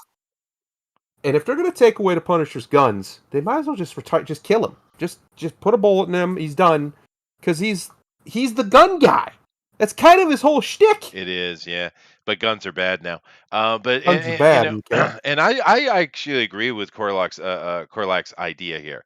Ben, because I think it would be cool to turn him into a Marvel version of Ra's al Ghul. That would be a nice evolution. But that's not what's happening, dude. It's just not. Yeah, Uh, you But know. even then, I don't think Frank would go for that because those are the kind of to get in his way. those are the kind of people he has the utmost detest for. Yeah. Like True. Well, not if he reformed it and turned them into, weapons of vengeance like himself. I get what Ben's saying. I get the idea of it. It would be a cool evolution. But that's not the issue. That's not what's going on. Unfortunately, politics are involved, and politics. Everything has their place, and playing around with comic books and just having some good fun isn't, and it falls into that same thing. Show, don't tell, right? And that's not what's happening. But I'm going to move on from this. But I think it's a pretty foolish argument. Punisher is what Punisher is, and it's an enjoyable, just step out of reality. There's nothing wrong with the symbol. It's just cool, dude. There's nothing more it, to it. but it's what you guys just said. It's that the creators of the current creative teams, and I'm using that creative term loosely because I don't think these guys have any ideas. Is that what made Marvel great? Is like you said, the humanity of these characters, Yeah, that's true. like Wolverine. Wolverine smoked and drank because he couldn't deal with his past. Tony Hmm. Stark was an alcoholic. Oh yeah. How Doctor Strange, his initial story arcs is him realizing that the world is much bigger than himself and what he can do And with his his hands. ego, right? Yeah. And yes, and yeah, realizing that his ego is just a drop in the bucket in this world. It's much bigger than him. And even somebody like Frank Castle, a man who's had what he believes was his whole world taken from him, and now he is going to just take. He's not going to allow those type of people to go unpunished. Frank being fully aware of what he's doing, that there's still a human element to it. Yes, it's very dark and you can say psychotic, which I wouldn't disagree, but that's part of also what makes Frank interesting. Yeah, but it's also just escapism. I mean, why Yeah, why is it so damn serious, guys? It's Yep. just a fictional character. The guy goes out there and blows out the bad guy. That's why I mentioned martial law earlier. oh, That's a far more political book. And did you know we almost had Dwayne Johnson as martial law? That would have been interesting. But that is a brutal book about it's the boys before the boys, and it's the most brutal look at it. And it's just fun, dude. well, Freaking relax, man. it goes back to the narcissism thing I've been talking about. It's where these people not only have to see themselves in everything around them, they have to see their views in everything around them. It's not enough that we could have this character that looks like you because we've seen the rise of the self insert. It's not just that; it's that you have to have the views too, which like I said, goes back to this narcissistic way of being. It's Yeah. you can't have you have all these anti-gun so-called progressive libs. Yeah, they're not going to want to see a character like Frank Castle because the world would be so much better if everybody thought like they did and we didn't have guns. Yeah, but once Like, again, it's just there's no need to go that deep into it. But Joshua says, I heard the Ninja Punisher only showed up for one page anyway. Yeah. I'm just going off of what Chuck said. I don't know what they're going to do with it. We have no clue what Marvel's doing right now. But Chuck's not I wrong don't though. either. He is, saying very directly what all of us are thinking. Marvel is sinking their own ship because they can't get their silly politics out of the entertainment. It's just fun, dude. It's just fun. Have fun, for frick's sake, dude. Anyway, moving on here. Moving on. Moving Fun's on. not permitted. You I can't be guess having any not, of that dude. fun. People How who dare take you? themselves that seriously is incapable of having fun. It's kind of Narcissists are silly as incapable of having fun. shit, dude. This is hilarious to me. This is hilarious. Go ahead, dude. Woke mob furious over Madam Web casting because the actress isn't blind. Well, you have to say that small percentage of noisy people do entertain us, though. They really do. They are fun. They They are are they are a fun. lot of fun. Because this actress looks familiar. What's her name here? Dakota Johnson. That's right. She does look familiar. And the car obviously going to make up her up and make her old and stuff like that. Cool. Congratulations, Dakota. I'm glad you got yourself a acting gig. But it's funny to me. Of course, it's ridiculous. Everybody here is like, ah, that's ridiculous. She's not blind, therefore she can't play the character. But she's also not paralyzed. I'm sure she wasn't born in Salem, Oregon. She's No. also, I'm Or she's pretty not psychic either. no, not a clairvoyant. I'm pretty sure she's not. Uh, She hasn't died and been resurrected either. I'm pretty sure. You never She's know. not some kind of mystical psychic No, web spider thing either. No, she's no, not that. no. So why? Well, you know what? Fuck this bitch. Get her out of here. Yeah, what are She you don't fit the doing, character at Dakota? all. Damn it, Dakota. Come on. But of course, it's stupid. I just thought it was funny, so I put it up here. But I seem to remember seeing her in a couple things. Is she? Can she act? Uh, I don't know. Be honest. I can I remember Anybody? seeing her some stuff too, but I don't. She's not memorable. Let's put it that Wasn't way. So wasn't she the one getting beat and going, oh, I like it. Pretty sure she was that one. yeah, But I'm good. Good for you, girl. I hope you make money off of it. And Madam Web is certainly a character you can use, especially as they're doing this multiverse thing with Spider-Man, right? Well, it seems they're doing it across the board, all these kind of comic book movies.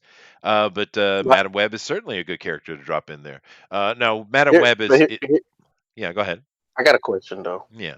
because it seems to happen a lot. These movies. Who the hell wants a Madam Web movie?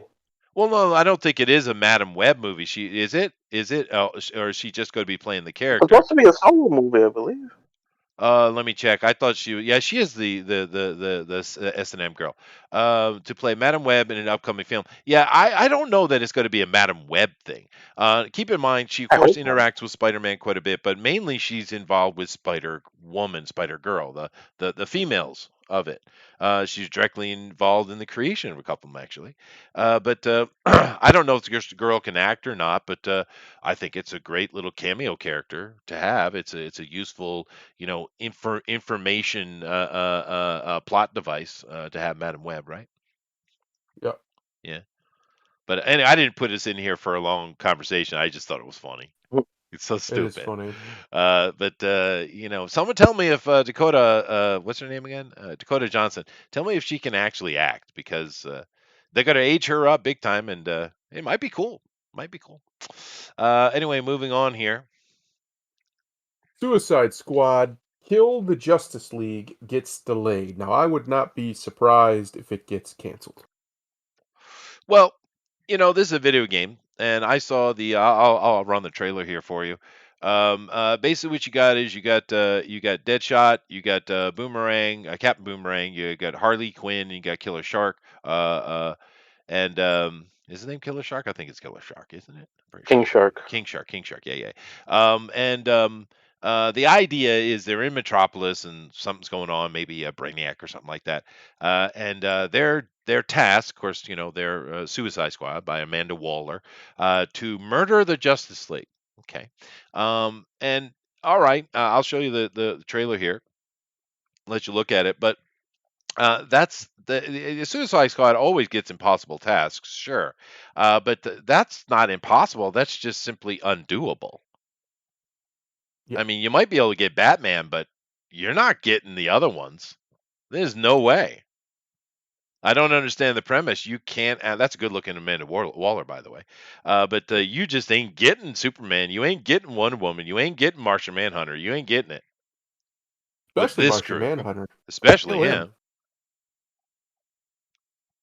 I I like mean, the it little looks hat. good. I like the little hat on King Shark. That was nice. That Mm. was a nice touch. Little hat. I think it'd be fun to play the Suicide Squad. I think it looks like a fun video game, but the premise is just I don't get it. You're not taking out Superman. You ain't doing it, dude. They'll Uh, kryptonite bullet him probably. I don't know. We'll even that, see. even that. We'll But see. it's a weird premise. But I don't know. I wouldn't mind playing the Suicide Squad. It could be cool. And it look. I'm not playing the volume because we'll get hit on YouTube. But it looks like it's actually funny, which I appreciate. Captain Boomerang could be quite entertaining. Harley Quinn's useless, but at least the no King Shark is actually I think he's an actual deity in the comic book world, isn't he? I Pretty believe sure he's so, an yes. actual deity. Yeah. He's a pretty bad dude. What do you guys think? You want to play this game? Maybe. I was kind of interested in the Gotham Knights game. I gotta see more of Suicide Squad because that was that was supposed to come out next year, right? There's a new Suicide Squad coming. I didn't know that. No, this game. Yeah, no, it got pushed back. A lot of things are getting pushed back, but I don't care about that. I just want to talk about the game. But Yeah. I think it's a great looking Amanda Waller though. I like that because she's a great villain, DC villain. Amanda Yeah. Waller, she Yep. really is. And what's that lady that plays her in the movies, the DC movies? She's really good choice. Viola Davis. Yeah, oh, Viola Davis. Yeah. She does a great job with her, man. And Yeah. James Gunn was a movie was way better than the original one. But Yeah. yeah, I don't know. Yeah, I like me some comic book video games, dude. We don't get a lot of them, so it'd be interesting. Oh no, don't pick on the Penguin.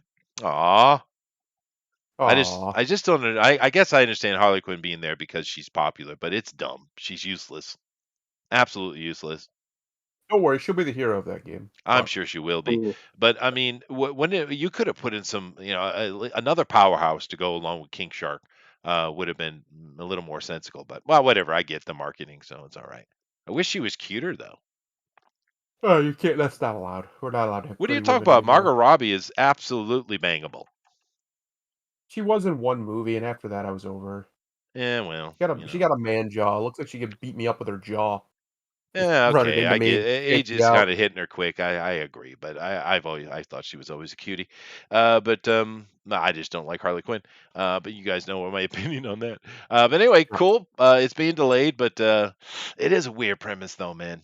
It is a weird Oh premise. gosh, that is just Yeah, it's not pretty at all. Oh, that's horrible. Yeah. yeah. Oh well. That needs to be changed Yeah. quickly.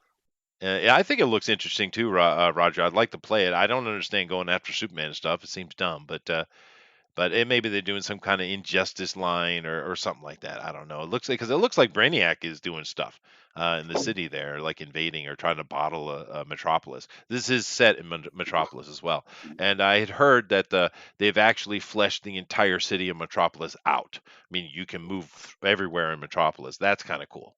That's kind of That cool. is pretty cool. I'd much rather be playing the Justice League though. Fighting against Brainiac like they did in the DC universe. Well, you could play a side mission involved with that in a certain area, but that would be much cooler. Or would even be smarter, way smarter, Thundera, and you and I have mentioned many times. Make a video game where I make my own goddamn superhero fighting in Brainiac in Metropolis. Yeah, yeah, That exactly. But that would no, be way nope. better, dude.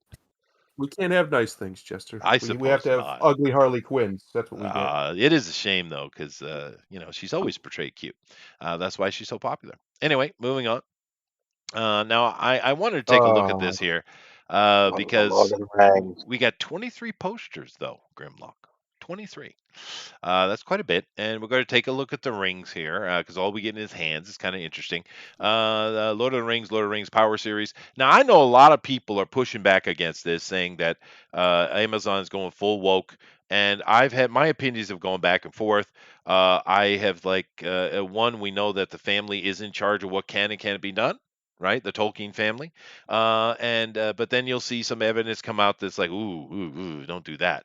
But I don't know. I'm still holding. I got my fingers crossed that this might be oh, I'm legit. not watching it. I absolutely refuse to even watch it. I'm not going to It could legitimize. be I'm legit not though, dude. legitimizing black hobbits. Get out of here. Well, Not that's doing it. fair. That's fair. I get your point. It's And the Wheel of Time ridiculous, was man. incredibly disappointing, dude. Oh, it was a That was very disaster. disappointing. But Absolute disaster. poor black hobbits.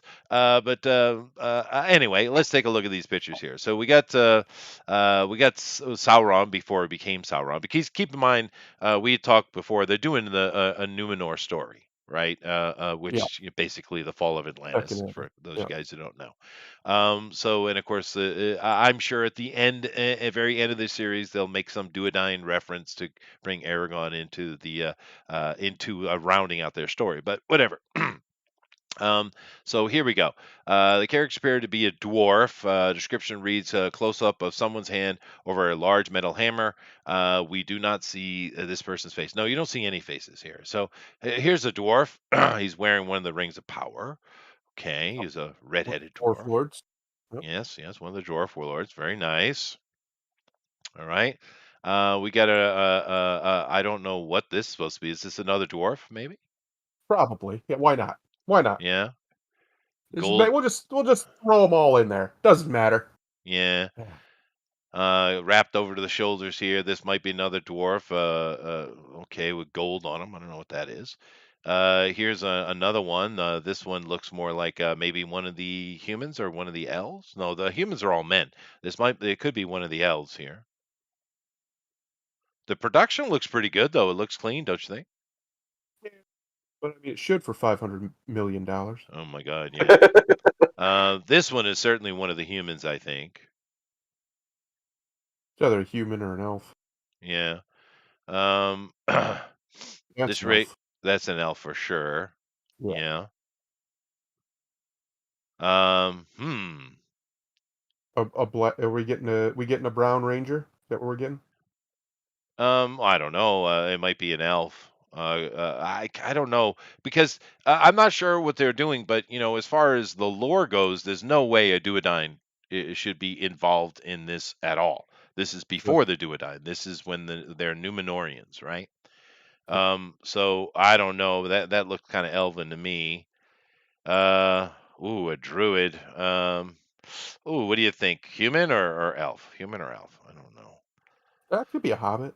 Yeah, it could be. It could be a hobbit. Depends I on don't see which a one. ring though, so Yeah. Well, maybe the it is a hobbits didn't hobbit. have rings. Yeah. The hobbits didn't have rings, so maybe that Yeah. is a hobbit. Yeah.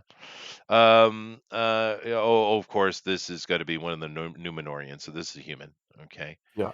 Uh, that's I an wonder if they're gonna elf. have them be really, really tall, like they're supposed to be. The Numenorians. It would be nice. It would be nice if they did that, but that's more That could be money. anything. This is Could be anything definitely a right there. hobbit, dude. That's a hobbit for Yeah. sure. Or Yeah. hobbit with some walnuts. Yeah, I think those are called acorns, but all right. Or yeah. Uh, this is Bigfoot. this is definitely an elf, without question, an elf. Yeah, that's elvish. Another non-ringer. This maybe one of the wizards.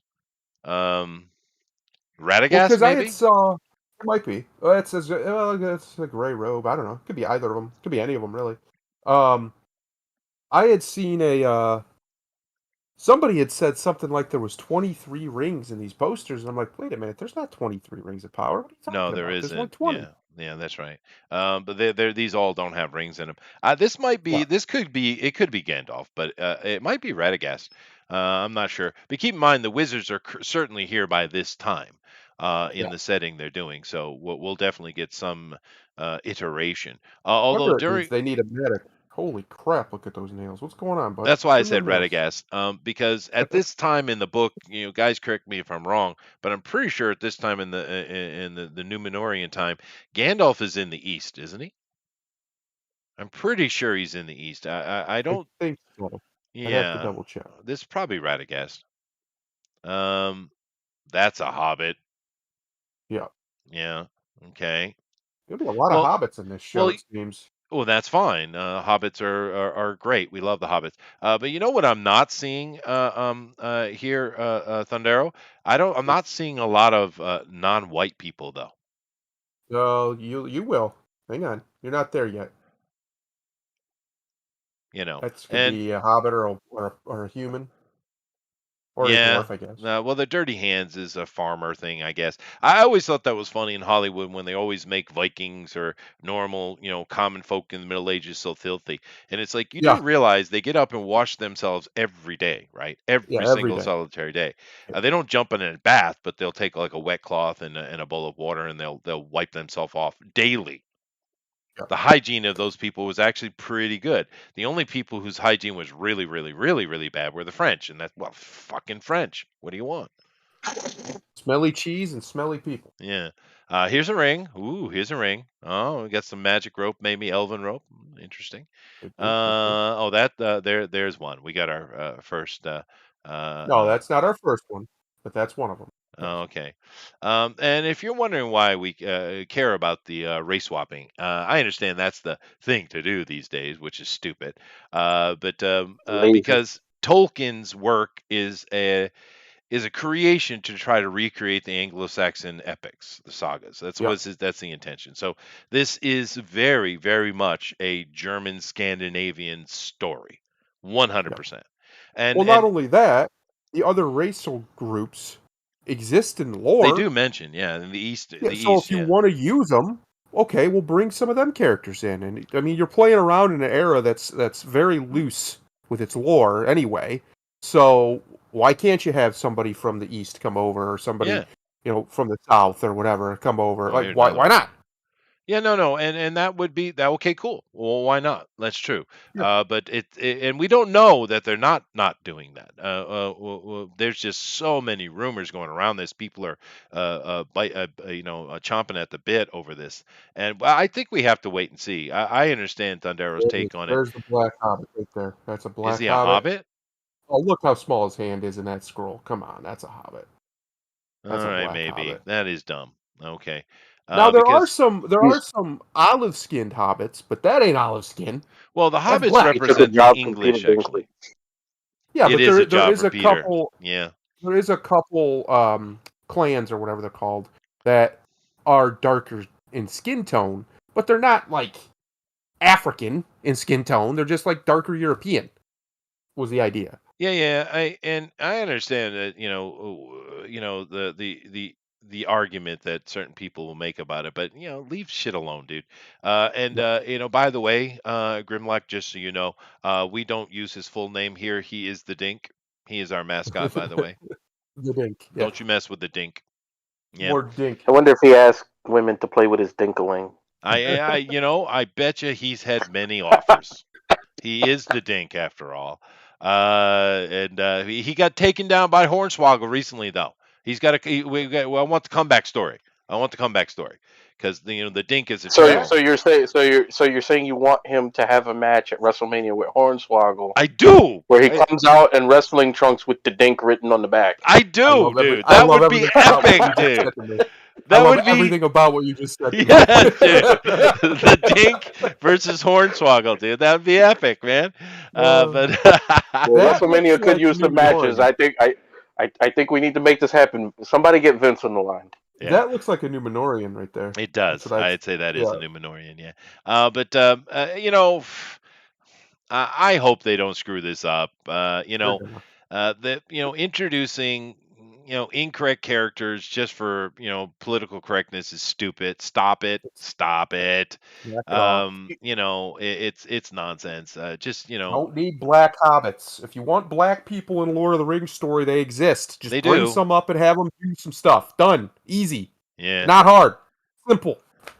I Yeah. don't understand why we have to make hobbits black. It's stupid. You know, you know what the thing that kills me about some of these series when they do these changes is if when they do some of these stories that they actually do are decent, Sure. and if they was stories that was not attached to an IP that has a fan base and expectations, they wouldn't be bad. Like for example, like Titans. If Titans was anything other than Titans, it could have been decent. Yeah, well, but that was they just had to CW screw crap, that up. though. Bad actors, bad writing. It's just CW's crap, and that's why It, it's done. yeah, They're trying to well, sell it, dude. I They're know, burned. but I'm saying if it was like if it was its own franchise, if it was not named Titans, if it had no connections to DC, and those characters were still the way they was, it could have Yeah. been decent. Oh, maybe. It's the same thing. Okay, you want to tell this fantasy story. I mean, there's a million fantasy stories out there. Yeah. There's I'm exaggerating when I say this, but there's a million Lord of the Ring knockoffs and wannabes. Nobody would have batted an eye if they'd have named this anything else but Lord of the Rings and still told whatever story Sure, they're trying that's to true. tell. That's true. But to go with the Titan thing you were talking about, that show is horrible, by the way. And I'm It sure was. you're. I don't know if you're referencing to the race swap there with Starfire. But here, Just about everything. just everything in general. But If that whole series was not Titans, no DC characters, they was like original characters, their own universe or whatever, it probably would have been better received right. than what it was. Well, something I don't know what I was trying to get to is this with with the CW crap. Why in the hell didn't they make a Vixen series? Why? They gave us Stargirl, but why didn't you give us Vixen? That's a cool Be- character. She's neat. I like Vixen. because as Eric July says, and they hate hearing this, but they prove it every time that they do this. They only see legitimacy in the white characters. Well, that's weird though, Because dude. Vixen has been around forever, She's a cool and character though. people wanted Vixen. And the messed up thing is TW teased Vixen for 5 years. They did an animated movie that was supposed to have been like a back door for her to get into the CW universe, and they never did anything with it. Hmm. And they just stopped. She had a following for the younger generation who watched Justice League. Yeah, yeah. So she was well known from that outside of the comics. When they actually release any action figures of her, they sell like hotcakes. There's people waiting for her, but what did they do? They took her look and they gave it to a race swapped version of Black Canary for Birds of Prey. Yeah, it's weird, dude. I don't understand it. Just uh, you know, And it's weird. Yeah. I mean, look what they did. Look at the bastardization of Monica Rambeau. She was ruined from the start. They took her dad away because we all know that Well, Hollywood doesn't like there's stable families. That's clear. We know that. yeah, Uh, we can't have black dads in Hollywood well, we unless they're gay. Um, yeah, no, and that's true. Yeah. she had to be idolizing Carol Danvers on top of it. If taking away a dad, that was already I'm assuming you're getting out of this. ridiculous. I'm assuming you're getting this out of Captain Marvel, which I haven't watched that movie. She is going to be Yeah, in the Marvels. A lot of us when she's already ruined. Oh, okay. Well, I haven't seen it. Because if you remember way back when they put Brie Larson as Miss Marvel and they call her Captain Marvel, which they had done in the Yeah, comics with Captain America urging her to take the name. And they did her origin story completely wrong. I agree. But a lot of us over here, we were saying, dude, where's Monica Rambeau? We want a we lot of them want did, Captain Marvel. but look at this. They got the Marvels movie, right? Yeah. Where they're gonna have two non-black women idolizing one tired ass white woman. Well, okay. Her ass is Like tired. Eric That July, is s- fair. like Eric July said, it's proven, and the proof of it all. And Thundaro has also mentioned it when I'm not here. The most popular female character Marvel has, for some reason, they seem to resent in Storm. Yeah, the Storm. Why don't we have more Storm, man? Storm's badass. She's a lot of people's favorite character in Marvel, dude. But At this point, I'm just praying. Could somebody give Louise Simonson a monthly book? You already bring her back for X-Men Legends. Just please, can we get a Storm miniseries with the uh, Simonsons? Anything, please, pretty yeah, please. that would be cool. I, But I'll no. give you one of my testicles. I'll give you the black one. Oh, okay. You can have the black one, not the Italian one. Alrighty. But anyway, let's move on. It is unfortunate because Monica Rambeau was a cool character, man. Oh Anyway, yeah, moving on. Yep. and The ridiculously Boys. powerful. Yep. The Boys animated series debuts first crazy teaser. That looks shit. It does. That Oh my looks god. terrible. But I couldn't resist putting it up, dude. I mean, the Boys animated series, because we were talking about how Invincible came out with an animated series that absolutely knocked it out of the park, right? Yeah. And we're like, oh, that's cool. So wouldn't you love to see an actual The Boys, not that crap, whoever that was made? Was that HBO, or I don't know who the hell made Yeah, it? it was Amazon. Amazon nonsense. Well, want to see an actual The Boys, dude. So I don't know. I haven't looked at this. I have intentionally not looked at it. I'm going to be disappointed live. Okay, here we go. All right, Steven University. Okay, it's definitely comedic. If it's Tick-esque, it could be funny. I don't know. We want a funny The Boys, though. I mean, doesn't that break the whole premise? Why did they think everything has to be a fucking comedy? I love comedy as much as the next person, but I'm just so sick of every like show having to be some goddamn comedy. Looks like the Samaritan is being gay with himself. That's nice. Perfect. But yeah, no, this is a comedy take. I knew it would be. But yeah, no, no, thank you. I mean, if you want some Tick stuff, I mean, Tick's great for that. But yeah, The Boys is a rather serious commentary. That is political, but he showed didn't tell, didn't he? Garth Ennis. I know. Okay, no. All right, no, no, no. Why don't you At call it anything Amazon. other than The Boys? Why don't you just like superhero dudes or something like that? Why The Boys? That's weird. Like this looks horrible. This is like first season of Beavis and Butthead animation. Like what the hell? It is weird. I don't know. But I just think I don't necessarily mind someone trying to make something R-rated, goofy. Okay, fine. But The Boys isn't necessarily the first thing that would come to my mind. Thundera. What do you think? It's a terrible plan. It's a bad plan, Amazon. Uh, This this abort. this is Abort. this is Star Trek Lower Decks bad. Yeah. Yeah, I actually tried to watch one of those episodes. It was pretty bad. One episode. I got through halfway one episode. It was Uh, anybody who is still a Star Trek fan at this point, you might as well just get you a membership at your local S&M bar and get your masochism the old-fashioned way. yeah.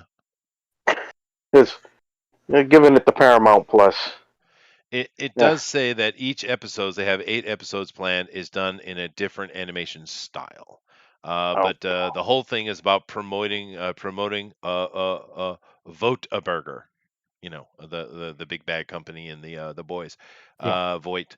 But okay, no, no, next. All right, go ahead, Thunder. Dungeons and Dragons TV series in development from a from Red Notice director. All right, so you want bland corporate committee made Dungeons and Dragons? He's your by guy. people who know nothing about Dungeons and Dragons. I'm sure. Yeah, because it's the same dude. And I do love it. Wait, In this headline right here is very funny. A Dungeons and Dragon TV series is in development. It's getting spearheaded by Rawson Marshall Thurber, who recently directed the smash hit Red Notice for Netflix with Gal Gadot, Dwayne Johnson, Ryan Reynolds. Was it a smash hit? It might have made money. It might have been got watched, but I've heard nothing but negative reviews on it. I literally have heard no one give it a positive review. Was it is that what you consider a smash hit? Oh, maybe it was. Yeah. But Huge hit. yeah, huge hit. And everyone was saying it just didn't have any heart. It just wasn't interesting. It was rote. Was the big complaint I was hearing from people. Yeah. And some people went a little bit deeper into the unbelievability of Gal Gadot kicking Dwayne I, Johnson's ass, which I get. But or Godot or whatever. But for the most part, most of the critiques had nothing to do with that. It wasn't good. So I don't have no idea. So I don't. it This looked guy's track boring. I record. like. I saw the trailer and like it's Yeah, it, no, it's just one of those. I didn't watch it, so It's I just don't one of know. those other ones that I guess they expect the star power to be enough to get you to watch it without it really being good. and they Yeah. was wrong. Well, it looks like Hasbro's made a deal here. Maybe it's going to be coming through Netflix, which I don't know if that's a good idea. Netflix is hurting right now, but that dude, the dude that made Red Notice, is going to be making it, a limited series for Netflix. It looks like for D&D. Now, depending on the take, it could be cool. I don't have much faith in it, but I would love to have a Dungeons and Dragons TV show, wouldn't you? Maybe if they did like the Baldur's Gate run or something like that. I would like to have a Baldur's Gate one, yeah, not Yeah, specifically D&D. Even though yes, I know Baldur's Gate is based off of D&D, but sure. It's in I the think Forgotten Baldur's. Realms, I Faerun. think I think what they should do if they're going to do anything in that vein is not use the D&D brand for it and use offshoots of the D&D brand like Baldur's Gate. And the reason being is because one, I don't like D&D, and two, I think it will confuse people if you do that. Because people know what D&D is, right? It's a game. And Yeah, if no, you I get kind your of point. lump it in, like you call it Dungeons and Dragons Baldur's Gate, right? So you make it Right, people like, "What? right. What? That Or doesn't so they're playing a board game or what?" Like no, I it's get your just point. it's Have bad Dungeons and Dragons branding. somewhere on the bottom. Yeah, right. No, Yeah. Ben, I would say Baldur's Gate run, the Crystal Shard run, which Dritch Stewart and his whole group of friends there would be a great run. There's plenty of good stories out of Greyhawk, Dragonlance, of course, which we've already seen animated series for. Dragonlance would be a great run. How about Strahd? Ravenloft. There's some great stories that could be told there. I think there's a lot of really cool storylines they could tell, and of course, because it's D&D, they could do something completely original. This could be cool if it's done right. It could be cool as shit, dude. Yep. You could actually even uh if you wanted to be real creative and do like an animated series, you could do a thing where people are playing a game of D&D and D and Yeah, then, yeah, like, yeah, have yeah, it be yeah, yeah. animated what's actually happening, right? Like, Yeah, that they're would be neat. talking about it. That could be cool if done right. Yeah. But, again, that's the big caveat, if done right. Yeah, just don't Uh, make it a comedic joke, though. I mean, have a little yeah, bit of like humor in it, like say a Marvel film level. That's fine. But yeah, yeah, no, it depends on how you do it. I don't have much faith in the dude who's doing it because I don't have anything he's done that I know is good. But whatever. Looks like he did something in Stranger Things. Maybe he did an episode or two. But I love the idea. Greyhawk was better, says Jeff. Yeah, no. There's plenty of good stories you could do. You could do what's his name, Izul, guy there, the evil guy. You could have him as the big bad guy. Um, Corlock says, well but wouldn't it just be compared to other modern fantasies? How would it distinguish itself? Well, Dritz Duorden would be. That's why I said a Crystal Shard run, because Dritz is different, right? the Speaking other of thing that, there's Dritz right here. With Baldur's Gate coming, Baldur's Gate 3 is supposed to come out either later this year or next year. I don't remember. Yeah, yeah, It's yeah. been an early release for a while, but And they're actually popular. going to have it fully done. Yeah. Yeah. So if you were going to do a D&D or a Baldur's Gate series, that would be the time to do it to coincide with the game. Ben is suggesting they remake the animated series, basically. Not necessarily a bad idea. But yeah, no, I get what you're saying. I think there is so much rich material that could be used for this. I just, these days, man, we get so much crap, dude. Just so much crap. And then but every now and then you get a little gem, right? Yeah. Like Boss Level with Frank Grillo. Freaking awesome. If you haven't With seen that, Cobra go watch Kai. that shit, dude. Cobra Kai. Yeah, You would get little gems every now and then. So I am a D&D nerd. You know this, Thundero. I You do. chastise me daily It about it. is it is quite possibly your greatest character flaw. Yeah. Thank you. So me personally, I desperately wanted to be badass, dude. Desperately wanted to be badass. Yeah. But anyway, not so happy-go-lucky. No, I don't think so, Ben. But anyway, that's what we got for today. Let me come back over the other side and get into some closing comments and stuff like that. So, anyway, we went long today. But I thought it was fun. We had some good conversations. We had a Yep. little bit of fun talking about some good stuff and a couple of stupid things that are going on in the world. But there it is. But hope you guys enjoyed. Keep in mind tomorrow we are going to be doing some kind of RP on Bugbear's Basement. By the way, Ben, glad to see you. Thundera, you do me a favor and drop a link to the Discord in the chat, please. And Ben, come over and join us because we do every tomorrow. You know, well, Tomorrow. we every tomorrow, which is That's a lot my of times. well, that's my Wednesday, but I think it's your guys' Tuesday. We run a gaming tabletop gaming here, Ben. And currently we're doing ICRPG stuff, which is you whether you play it or not, you'd be able to play it. Come on over, dude. Love to have you come in and play with us, man. But come back tomorrow. We wanted to start the Altered States run for ICRPG. But we didn't have everybody showed up. I'm not sure what it was. I ran a little one-off last week using Marvel Superheroes role-playing game. I don't know what's going to happen tomorrow. We'll do something. If we can't get people together for the Alter State, I'll just run a real little tight superhero RPG for a little while until we get things worked out. You should definitely come over, Ben. It would be cool to play with you again, man. That sounds vaguely threatening. You damn better believe it, dude. One of the funniest ass moments I've ever had at the table with a tabletop RPG was with Ben here, Corlac. He he was DMing, right? Like it was just two or three of us. He was DMing it. We were being typical players, right? Because there was this building you had to go and infiltrate, and typical players because we had NPC because we only had a couple players. So Ben, as the DM, was playing a PC as well, and his character was this big old half orc called Corlac that was dumb as a brick. And of course, we were like, "Yeah, send Corlock in," instead of putting ourselves at risk, right? And he goes in and he goes up to do his thing, and then Ben says, "We hear from a distance, Corlac, mom, no troll." Shit kicked off.